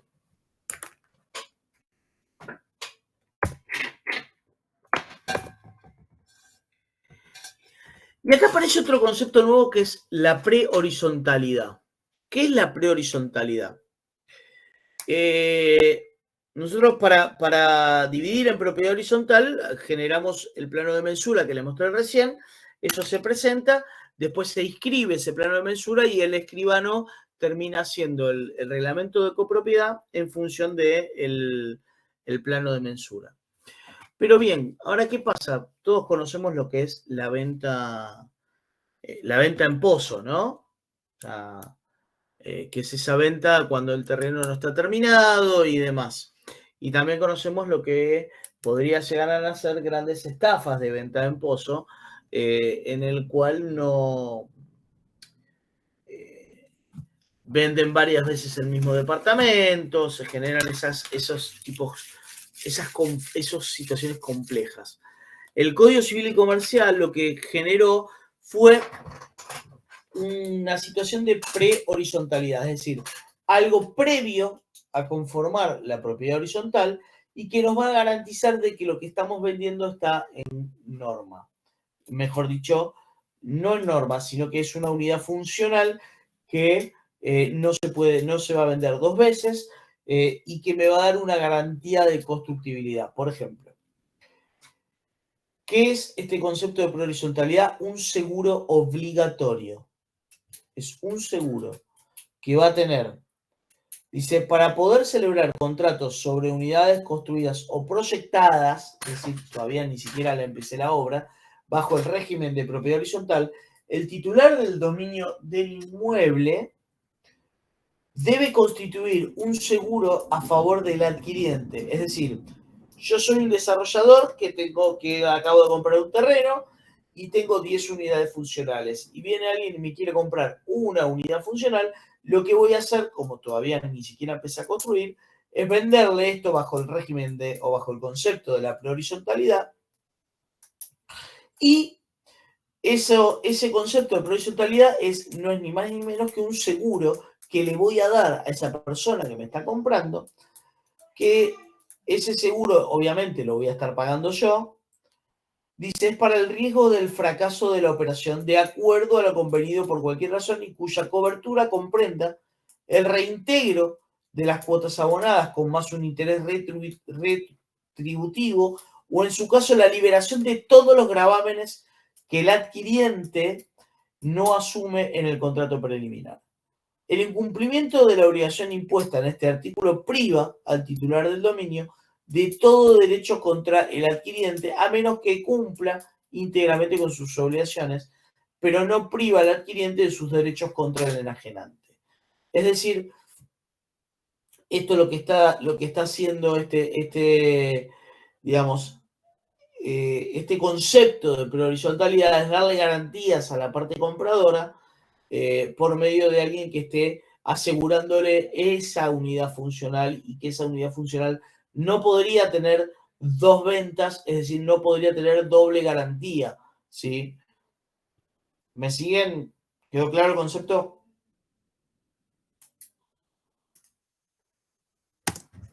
Sí, profe. Sí. Y acá venía la diferencia que no sé quién había dicho barrios cerrados. Barrios cerrados se maneja con un derecho real que va a llamarse conjuntos inmobiliarios, en el cual va a estar dividido entre clubes de campo, barrios cerrados, privados, parques industriales y náuticos.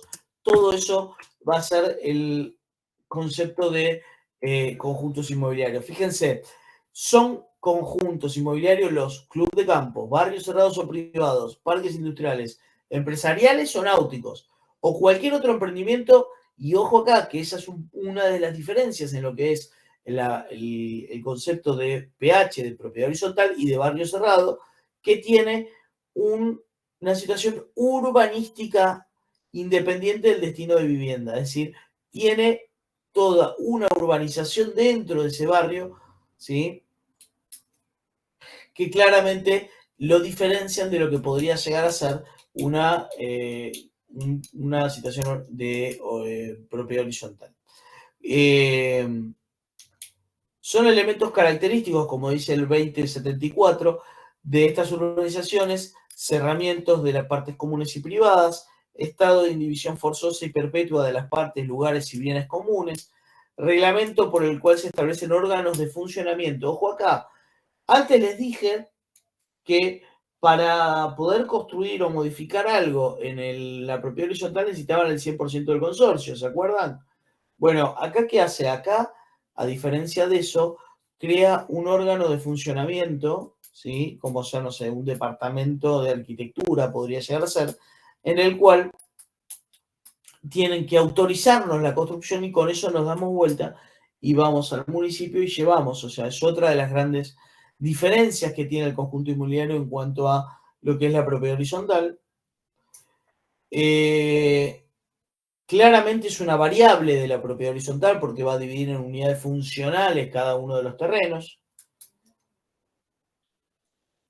Y otro concepto que tiene esto es que, o sea, fíjense que acá es algo parecido, el conjunto inmobiliario, vamos a decir que es un derecho especial de propiedad horizontal, ¿sí? Va a tener, como les dije recién, un urbanismo interno. Van a existir partes privadas y partes comunes, claramente, que van a tener uso, goce y disposición material, pero con una diferencia.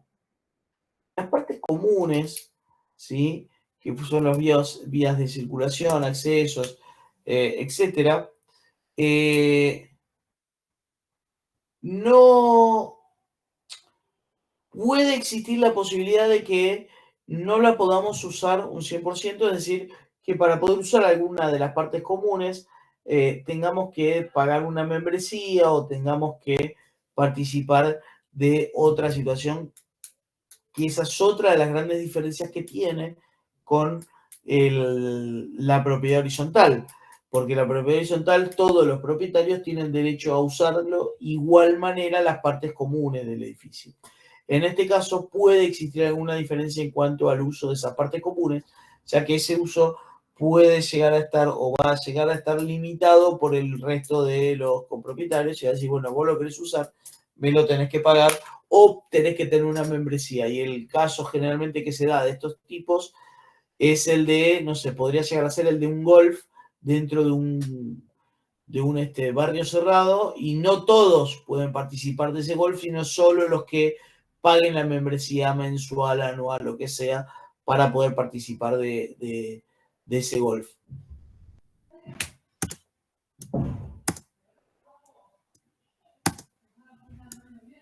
Tiempo compartido. ¿Alguien sabe lo que es el tiempo compartido? Profe, una consulta. Entonces, si yo quiero modificar algo en mi terreno, tengo que ir a un estudio de arquitectura, había dicho. No, a un organismo que crea el barrio cerrado que va a ser un departamento de arquitectura, no es un estudio, sino va a contratar 1 o 2 arquitectos que te van a dar el ok en cuanto a lo que vos querés hacer porque cumplís con lo que es el reglamento de copropiedad y reglamento constructivo que tiene el barrio. Ahora, listo, perfecto. Tiempo compartido. ¿Alguien sabe lo que es un tiempo compartido?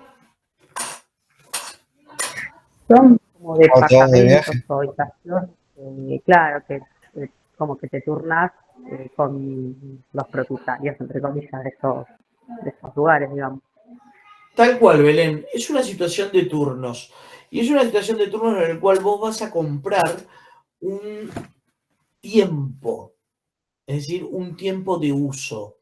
Lo bueno es que el tiempo compartido... ¿Se acuerdan cuando veíamos la primer teórica y decíamos que muchas veces los usos y costumbres de una sociedad, por eso los usos y costumbres son una fuente del derecho, generaban normativas y generaban derechos sobre el resto de las cosas y generaban leyes que después, a medida que iba cambiando esa sociedad, modificándose, creciendo con conceptos nuevos, etcétera, etcétera, esas leyes iban generándose o mutando.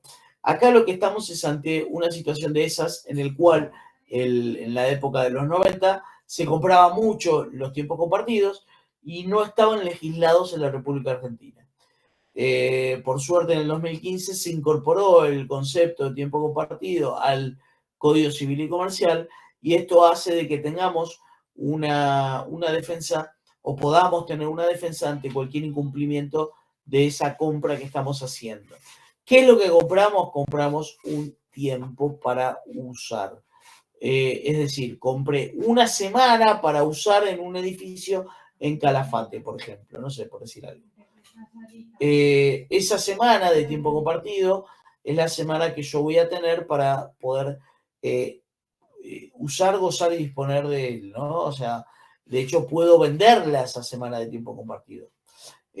O puedo ponerla para intercambiarla por un tiempo en otra semana, en otro lugar del mundo, el que sea. Entonces el tiempo va a ser ese uso por el tiempo que haya comprado. Y claramente voy a tener algunas situaciones como ser derechos sobre ese tiempo. Y voy a tener derecho a claramente servirme de todo lo que corresponda a ese uso en cuanto al tiempo que lo use, en cuanto al tiempo que lo pueda usar. Y todo lo que tenga que ver con lo accesorio, con las partes comunes, ¿no? También podría llegar a ser, en vez de una semana, una unidad de tiempo movible, es decir, no fija, sino que se mueva, o mejor dicho, es una semana dentro de la temporada alta o dentro de la temporada baja. Entonces es una semana media flotante. Y también hay tiempos compartidos que se terminan trabajando por unidad de medida o por puntos. Es decir, compro determinados puntos para gastar mensualmente, anualmente en ese tiempo compartido.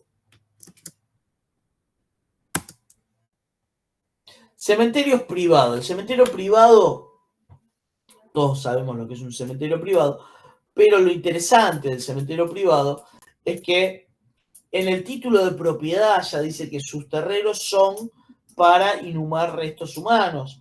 Queda aclarado en el registro de la propiedad y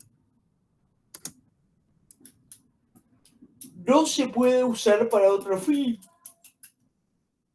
Eso es muy importante porque no es que podamos usar ese cementerio privado para otro fin, tampoco lo vamos a poder poner como garantía, ¿sí? No se puede poner como garantía y también va a tener un reglamento de copropiedad y también alguien, no el que lo esté usando, alguien va a pagar esas expensas. Fíjense los derechos y obligaciones que tenemos en cuanto al cementerio privado, que es inhumar los restos humanos de las personas que se indique, exhumar, reducir o trasladar esos restos, construir sepulcros en la parcela, siempre y cuando se respete el reglamento de copropiedad, ingresar al cementerio en la parcela en horarios permitidos, utilizar los oratorios y servicios comunes del cementerio. Y las obligaciones es a cumplir las normas sobre la construcción de sepulcros y a cumplir horarios de visita y circulación y a pagar los gastos de despensa y servicios comunes que se originen. ¿Vamos bien? Entonces no puedo hacer un monoambiente. No, no podés, si te compras una parcela en un cementerio privado, no significa que te puedas hacer un monoambiente y tampoco puedes sacar un crédito con esa parcela, ¿no? Porque no la puedes poner en garantía. Okay. Derecho real de superficie. Es uno de los derechos reales, dijimos, el principal derecho o el más importante es el dominio. El derecho real de superficie es un derecho real muy complejo que conviven todos los derechos reales o pueden convivir todos los derechos reales que venimos viendo hasta ahora, estos derechos reales de superficie, y dice que el derecho real de superficie es un derecho real temporario que se constituye sobre un inmueble ajeno, que otorga a su titular la facultad de uso, goce y disposición material y jurídica del derecho de plantar, forestar o construir sobre lo plantado, forestado o construido, y su ejercicio y plazo de duración establecidos en el título suficiente para constitución y dentro de lo previsto en este título. Es decir, tiene un plazo de duración que puede estar fijado entre las partes o un máximo que ahora vamos a ver. El propietario del inmueble puede cobrar claramente un dinero por otorgar este derecho real al superficiario y tiene derecho a conservar la disposición material y jurídica que le corresponde siempre que las ejerza sin turbar el derecho del superficiario. Y el superficiario puede realizar construcciones, plantaciones, forestaciones, haciendo propio lo plantado, construido y o forestado, es decir, todo lo que se genere. Y acá es una de las partes que va a separar lo que es el suelo de todo lo que está adherido al suelo. El derecho del superficiario coexiste con la propiedad separada del titular de uso del suelo, ¿sí? El superficiario puede afectar la construcción al régimen de propiedad horizontal con separación del terreno pertinente, es decir, puedo hacer de esa construcción que hice una división en propiedad horizontal y lo puedo vender por los años que dure el derecho real de superficie que me otorgaron. Voy a tener un plazo máximo de 50 años para plantaciones, 50 años para forestaciones y 70 años para construcciones.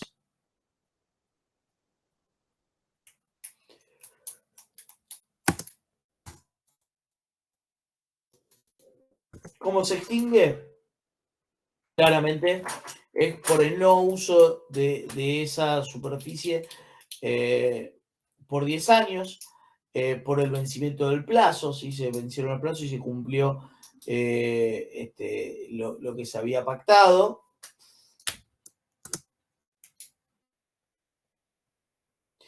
Y claramente dice, al momento de la extinción del derecho real de superficie por el cumplimiento del plazo convencional o legal, si el propietario del suelo hace suyo lo construido, plantado o forestado, libre de los derechos reales o personales impuestos por el superficiario.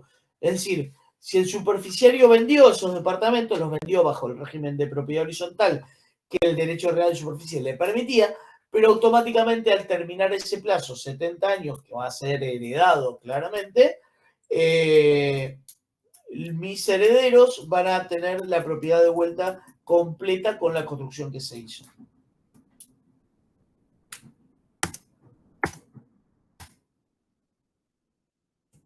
Hasta acá vimos todos los derechos reales sobre cosa propia, ¿sí? Que son estos que veíamos acá. Nos faltan el resto, la mitad.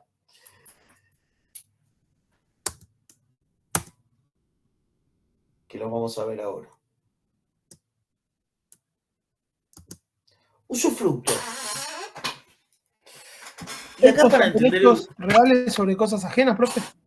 Estos derechos, ya empezamos a ver los derechos reales sobre cosas ajenas, exactamente. Gracias. Usufructo. Es el derecho real de usar, gozar y disponer jurídicamente de un bien ajeno, sin alterar su sustancia. ¿Qué significa sin alterar su sustancia? ¿Quién se anima? A ver. Pero que no te rompan la lapicera como hizo Minus. Exactamente, que no me rompa la lapicera, que de alguna manera me lo devuelvas en el mismo estado que te lo di, ¿sí? Que no Todo sufra eso es... modificaciones. ¿Cómo? No, que no sufra modificaciones. Que no sufran modificaciones, que no se vean y que la cosa me la devuelvas en el mismo estado en el que yo te lo di, ¿sí? Es importante que suceda eso y se devuelva en ese mismo estado. Algo que te estoy dando para usufructuar. Dice, el usufructo puede ejercerse sobre la totalidad, sobre una parte material o por una parte indivisa de los siguientes objetos. Una cosa no fungible, es decir, que no se consuma. Un derecho solo en los casos que la ley lo prevé. Una cosa fungible cuando recae sobre un conjunto de animales, es decir, puede dar usufructo sobre animales, ¿sí?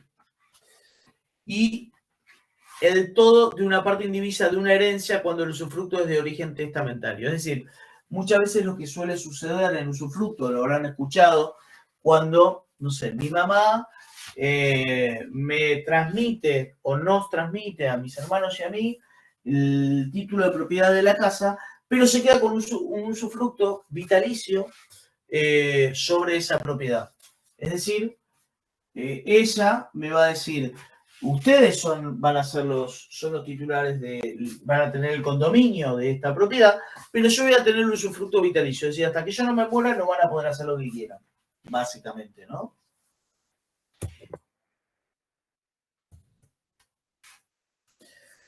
¿Cuál es la duración de este usufructo? Obviamente va a tener la duración por un plazo que se va a poder prefijar o por la vida del usufructuario, es decir, de mi mamá. ¿Sí? Y si estamos hablando de una persona jurídica, lo vamos a poder hacer por 50 años. Y dice que el usufructuario puede transmitir su derecho, pero es su propia vida y no la del que les transmite este derecho. Es decir, mi mamá podría transmitir el derecho de usufructo, pero va a durar mientras mi mamá esté viva.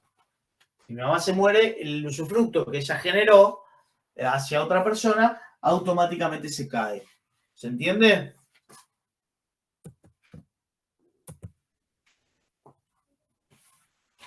¿Qué características tiene? ¿Qué características tiene este usufructo?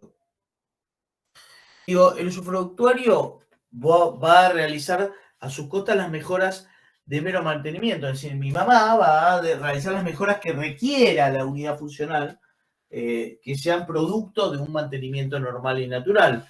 Pero, cuando esas mejoras tengan que ver con temas estructurales, con temas que no son directamente relacionados al uso directo, sino que es un deterioro de la propiedad y demás, las tiene que pagar el propietario.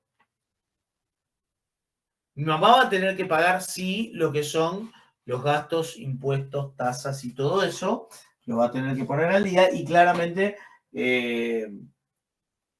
va a tener que mantener la propiedad, ¿no? Como dijimos recién.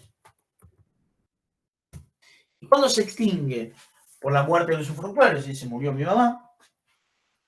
La extinción de la persona jurídica usufructuaria, es decir, cuando está a nombre de una sociedad. Y por el no uso de la persona durante 10 años. Mi mamá no fue a esa casa durante 10 años. Ahora, claramente ese no uso tiene que ser involuntario, ¿no? O sea, mejor dicho, voluntario. Es decir, no podría decir, che, mamá no fue a la casa durante 10 años, pero claro, yo le cambié la cerradura y no podía entrar. Entonces, digo, esa situación tiene que ser una situación voluntaria. Y también cuando el usufructuario usa abusiva o está usándola fuera del marco de la ley. Entonces ahí se recae sobre una situación en la cual podríamos llegar a pedir la revocación de su usufructo y dejar sin efecto lo que le di a mi mamá porque, no sé, se puso a una cocina de droga, ¿no?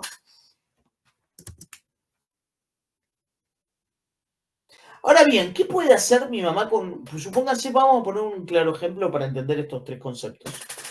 Tengo un campo, una casa, y en ese campo tengo árboles de naranja. ¿Sí? Síganme con esto. Y le doy el usufructo de mi mamá del campo completo. Entonces, ¿qué puede hacer mi mamá? puede alquilar la casa, puede usufructuarla, es decir, puede alquilar esa casa, puede agarrar todas las plantaciones que tengo de árboles de naranja y comercializar esas naranjas y venderlas, ¿sí? Y sacar un fruto de todo eso. ¿Puede tirar los árboles de naranja? Les pregunto a ustedes. Y no. No, diría que no. ¿Por qué? No puede modificar. Porque estás alterando el terreno. Exactamente, estás alterando la esencia. No puede tirarla, no puede sacar los árboles de naranja, sí los puede vender. Ahora bien, ¿qué pasa? ¿Qué diferencia hay entre el usufructo y el uso? ¿Sí? Entonces, ¿qué pasa? ¿El uso qué es? El uso es el derecho real que consiste en usar y gozar de una cosa ajena. Entonces, ¿qué me va a decir? Yo le di a mi mamá, no le doy el usufructo, le voy a dar el uso de ese campo. Entonces, ¿qué puede hacer? Puede vivir en la casa, pero no puede vender las naranjas, las puede usar. Es decir, puede consumirlas, pero no venderlas. ¿Se entiende la diferencia? Es como que vos alquilás un departamento y al mismo tiempo lo subalquilás. No, no es lo mismo. Ok. No. El uso puede vivir, yo le doy a mi mamá el uso, puede vivir, no puede alquilarlo. Por eso digo, no es lo mismo. Puede consumir las naranjas, no puede venderlas. Esas son las diferencias entre el uso y el usufructo. ¿Sí? Después, el resto de los conceptos son iguales. Tiene que mantenerlo, tiene que hacer todo lo que tenga que hacer, igual que el usufructo, pero la diferencia es que no puede usufructuarlo, no puede tener frutos de todo lo que yo le estoy dando. Y la habitación es un concepto que se da para vivir en un sector de una casa o en una casa. Claramente no puede alterar la sustancia, no tiene mayores, acá sí está solo para vivir en un sector, ¿sí? Y solo se va a dar la habitación claramente a favor de una persona humana, no se puede dar a favor de una sociedad, ¿no? Un poco acá está explicado lo que veníamos hablando.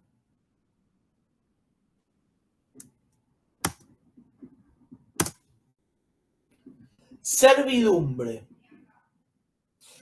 La servidumbre es un derecho real que se establece entre dos inmuebles. Entonces, y que va a conceder a un inmueble dominante determinada utilidad sobre un inmueble sirviente ajeno.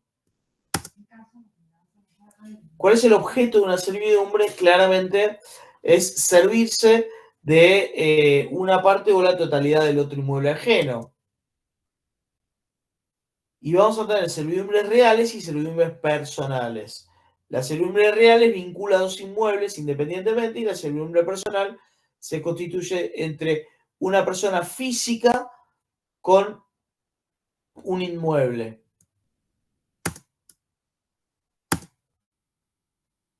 ¿Identifican algo de todo esto?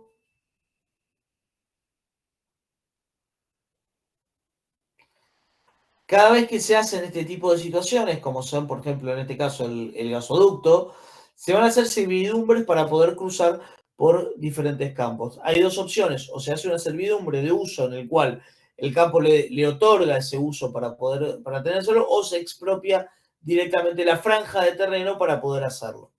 Digo, generalmente se trabaja con servidumbres y ahí es que vamos a tener, por ejemplo, en el caso de la electricidad, vamos a tener todas las torres por el medio de campos sin ningún problema, y en el caso de los gasoductos y demás, se trabaje también de la misma manera, pero por ahí hasta ni se ve porque está tapado, pasa por debajo, ¿sí? Pero hay diferentes tipos de servidumbre, van a ser de tránsito, de paso, de acueducto, electroducto, de recibir o sacar agua de predios. Las servidumbres pueden llegar a ser continuas o discontinuas, divisibles o indivisibles, aparentes o visibles, es decir, las vamos a ver, las identificamos. No aparentes son aquellas que no se ven, es decir, pasa este gasoducto por abajo. Forzosas o voluntarias, porque hay servidumbres en las cuales no nos podemos negar. Miren este caso, para entender la servidumbre, ¿no? Voy a tener un lote dominante y un lote sirviente. Y voy a decir que va a haber una ruta, ¿sí? Entonces, el lote A, que va a ser el lote dominante, tiene derecho a salir a la ruta, y el lote B le tiene que servir ese camino hacia la ruta obligatoriamente. Entonces, ¿qué va a hacer? Va a generar una servidumbre de paso, en cualquiera de estos dos sentidos. Y yo lo pongo así para entender que la servidumbre obligatoria es una servidumbre gratuita, ¿sí? Entonces, si yo le quiero hacer una servidumbre de paso al lote dominante, no necesariamente estoy obligado a darle la servidumbre de paso hacia la ruta 2, como figura ahí, sí lo puedo hacer hacia la ruta 1. Y decirme, el lote dominante, yo quiero ir por el otro lado porque me ahorraba más combustible, estoy más cerca, más cómodo, lo que sea. Entonces al lote sirviente, que es el lote B, garantizarle una salida a la ruta, le puede cobrar la servidumbre hacia la ruta 2, porque yo le garantizo la salida hacia la ruta 1. Si no le puedo garantizar esa salida, la servidumbre es gratuita.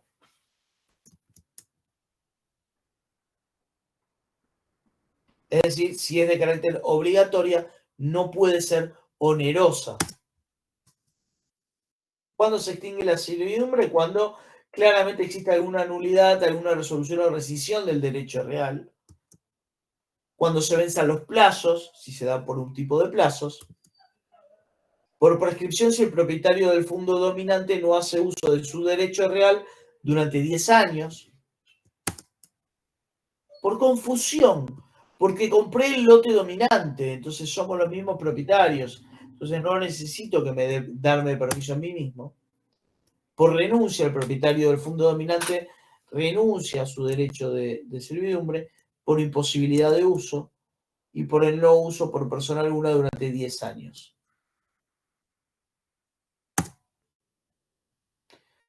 ¿Se entendió servidumbre? Profe, cuando dice servidumbre de paso que es gratuita, ¿quién se encarga de hacer la servidumbre de paso? ¿El Estado o el propietario del lote sirviente? Las servidumbres se hacen por escritura pública y quedan registradas en el registro de propiedad. Se tienen que juntar los dos en un escribano, el escribano va a generar esa servidumbre y va a inscribirla en el registro de la propiedad de los lotes.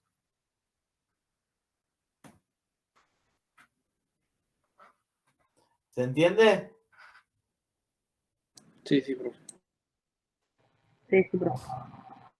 Vamos a ver los derechos reales de garantía. Y claramente los derechos reales de garantía son estos que veíamos antes, que era la hipoteca, la prenda y la anticresis. ¿Qué es la hipoteca? La hipoteca es un derecho real de garantía que recae sobre uno o más inmuebles que claramente el inmueble, cuando una hipoteca lo que hace, lo que grava la hipoteca, es el título de propiedad. Entonces van a decir que la propiedad está grabada con una hipoteca, es decir, alguien me prestó dinero, ¿sí? Dinero por eso, y lo que termina pasando es que yo pongo mi casa como garantía. Ahora, mi casa me la quedo. ¿Dónde queda registrado eso? De vuelta en el registro de la propiedad, se va a inscribir esa hipoteca y mi título de propiedad va a quedar grabado con esa deuda. ¿Sí? Entonces, por eso es que la hipoteca yo voy a poner en garantía algo que me va a quedar de vuelta a mí, que es mi casa. No se la doy a alguien que me presta.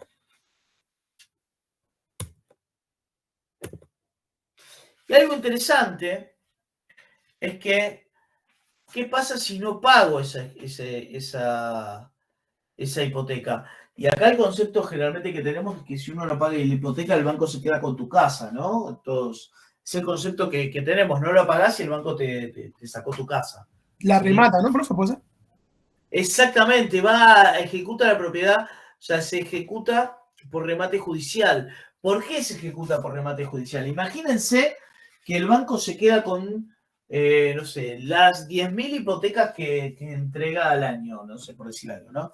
y se queda con las 10.000 casas, el banco se funde, porque tiene que mantener y genera deuda todo eso. Entonces y aparte es, porque cuando me dan mi hipoteca no me la dan por el 100% del valor de mi propiedad. Entonces, ¿qué va a pasar? Va a agarrar y va a decirme, el banco va a decir, che, me debes 2 cuotas. O me debes, mejor dicho, me debes todavía el 50% del crédito. Y cuando me dio el crédito me dice, che, tu propiedad sale $100.000. Yo te puedo dar un crédito solamente por $40.000. Entonces, ya desde el vamos, cuando estoy tomando ese crédito, yo estoy poniendo una garantía mucho más alta del crédito que me van a dar. ¿Por qué? Porque lo que va a suceder con mi propiedad es que el día que no la pague y que puse eso en garantía, el banco va a decir, bueno, mira, me estás debiendo $10.000, por ahí de esos 40 le debo 10, y yo necesito cobrarla, y me hace un juicio y va a dar un remate. Entonces, ¿qué va a hacer el rematador? Va a rematar la propiedad y tratar de sacar, en teoría, lo máximo que dé esa propiedad. Entonces, por ahí la propiedad se vende en $60.000, ¿no? Ya, digo, no sé, por decir números. Pero yo al banco le debo 10. Entonces, ¿qué va a hacer el juez? Va a decir, bueno, estos 10 son para el banco. Después voy a sacar de ahí los gastos de toda esta controversia judicial que se generó. Entonces, no sé, estos otros 10 son para abogados. Y a mí de esos 60 me van a quedar 40 que me los van a dar. Se me van a reintegrar. Esos 40 se me vuelven a mi bolsillo. ¿Sí? ¿Me siguieron? Sí. Buenísimo. Porque para entender la prenda es distinta, porque la prenda va a tener dos situaciones, una prenda con registro y una prenda sin registro. La prenda con registro es esa prenda que voy a tener en lo que es los vehículos, o sea, los autos, las motos, todo eso tiene registro, va a tener registro de propiedad. La prenda sin registro va a ser esa prenda, ¿vieron como, no sé, estos programas de tele, no sé, El Precio de la Historia o algo de eso, que van y dejan algo que vale plata y le dan plata a cambio? Es decir, dejo, no sé, mi lapicera, esta lapicera que sale $1.000 y me dan $500. Dice, bueno, yo por esta lapicera que sale 1.000 te puedo prestar 500.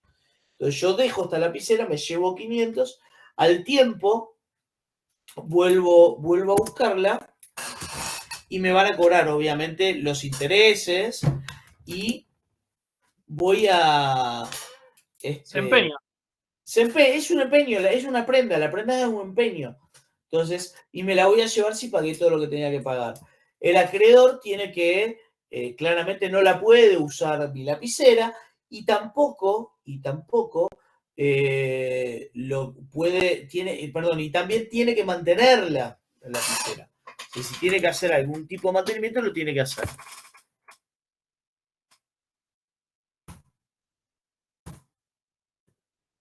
La prenda con registro funciona igual que la hipoteca. Es decir, son estos títulos de propiedad, los autos, motos y todo. El deudor no paga, el acreedor lo pactado y puede ejecutar el bien mediante subasta pública. Es decir, se judicializa esta situación. Anticresis, un concepto muy raro, es un concepto que no es muy común, pero para que se entienda la anticresis a ver, ¿cómo explicarlo con un... ya está. El concepto más común de anticresis, o por ejemplo el ejemplo más común que tengo para contarles de anticresis, es la autopista 25 de mayo. La autopista 25 de mayo se generó por medio de una anticresis. Lo que dice el Código Civil y Comercial es que es un derecho real de garantía que recae sobre cosas registrables, individualizadas, cuya posesión se entrega al acreedor. Es decir, ¿qué hizo el Estado? Le entregó a una empresa que fue la que construyó o sea, no le dio dinero a cambio, sino que construyó la autopista, le entregó la concesión para que el acreedor, es decir, esa empresa que había prestado el dinero al Estado, se cobre de esos frutos para imputarlos a la deuda. Entonces, ¿qué es lo que hizo la empresa? Hizo la obra de la 25 de mayo, la autopista se generó y la empresa lo que terminó haciendo es cobrando el peaje. En el caso de la 25 de mayo fue por 30 años, si no me acuerdo mal, o 20. Después el Código Civil se cambió y ahora pueden no más de 10 años entregarse. Y 5 años para cosas muebles. Es decir, se lo entrego. Claramente, tengo dos formas de pactar esto.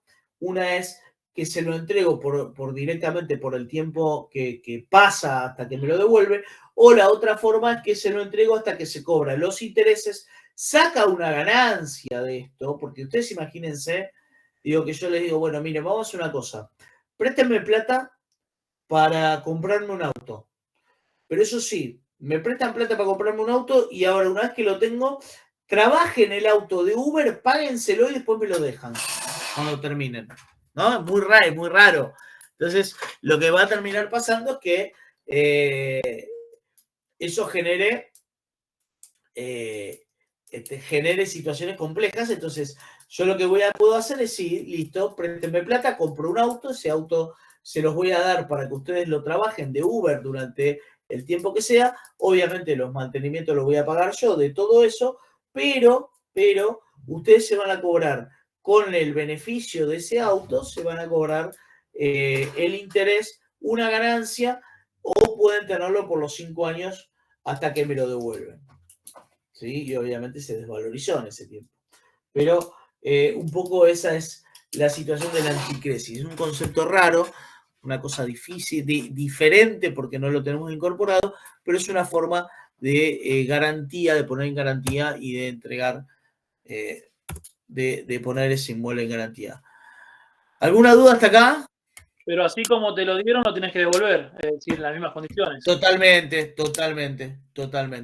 Sí, señor.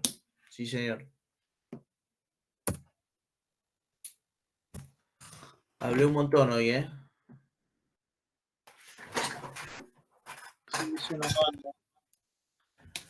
Por eso es que solo tenemos tres teóricas para el próximo coloquio. Es esta, más la que viene, que va a ser toda de medianería, muy interesante, más la anterior, que fue la de contratos.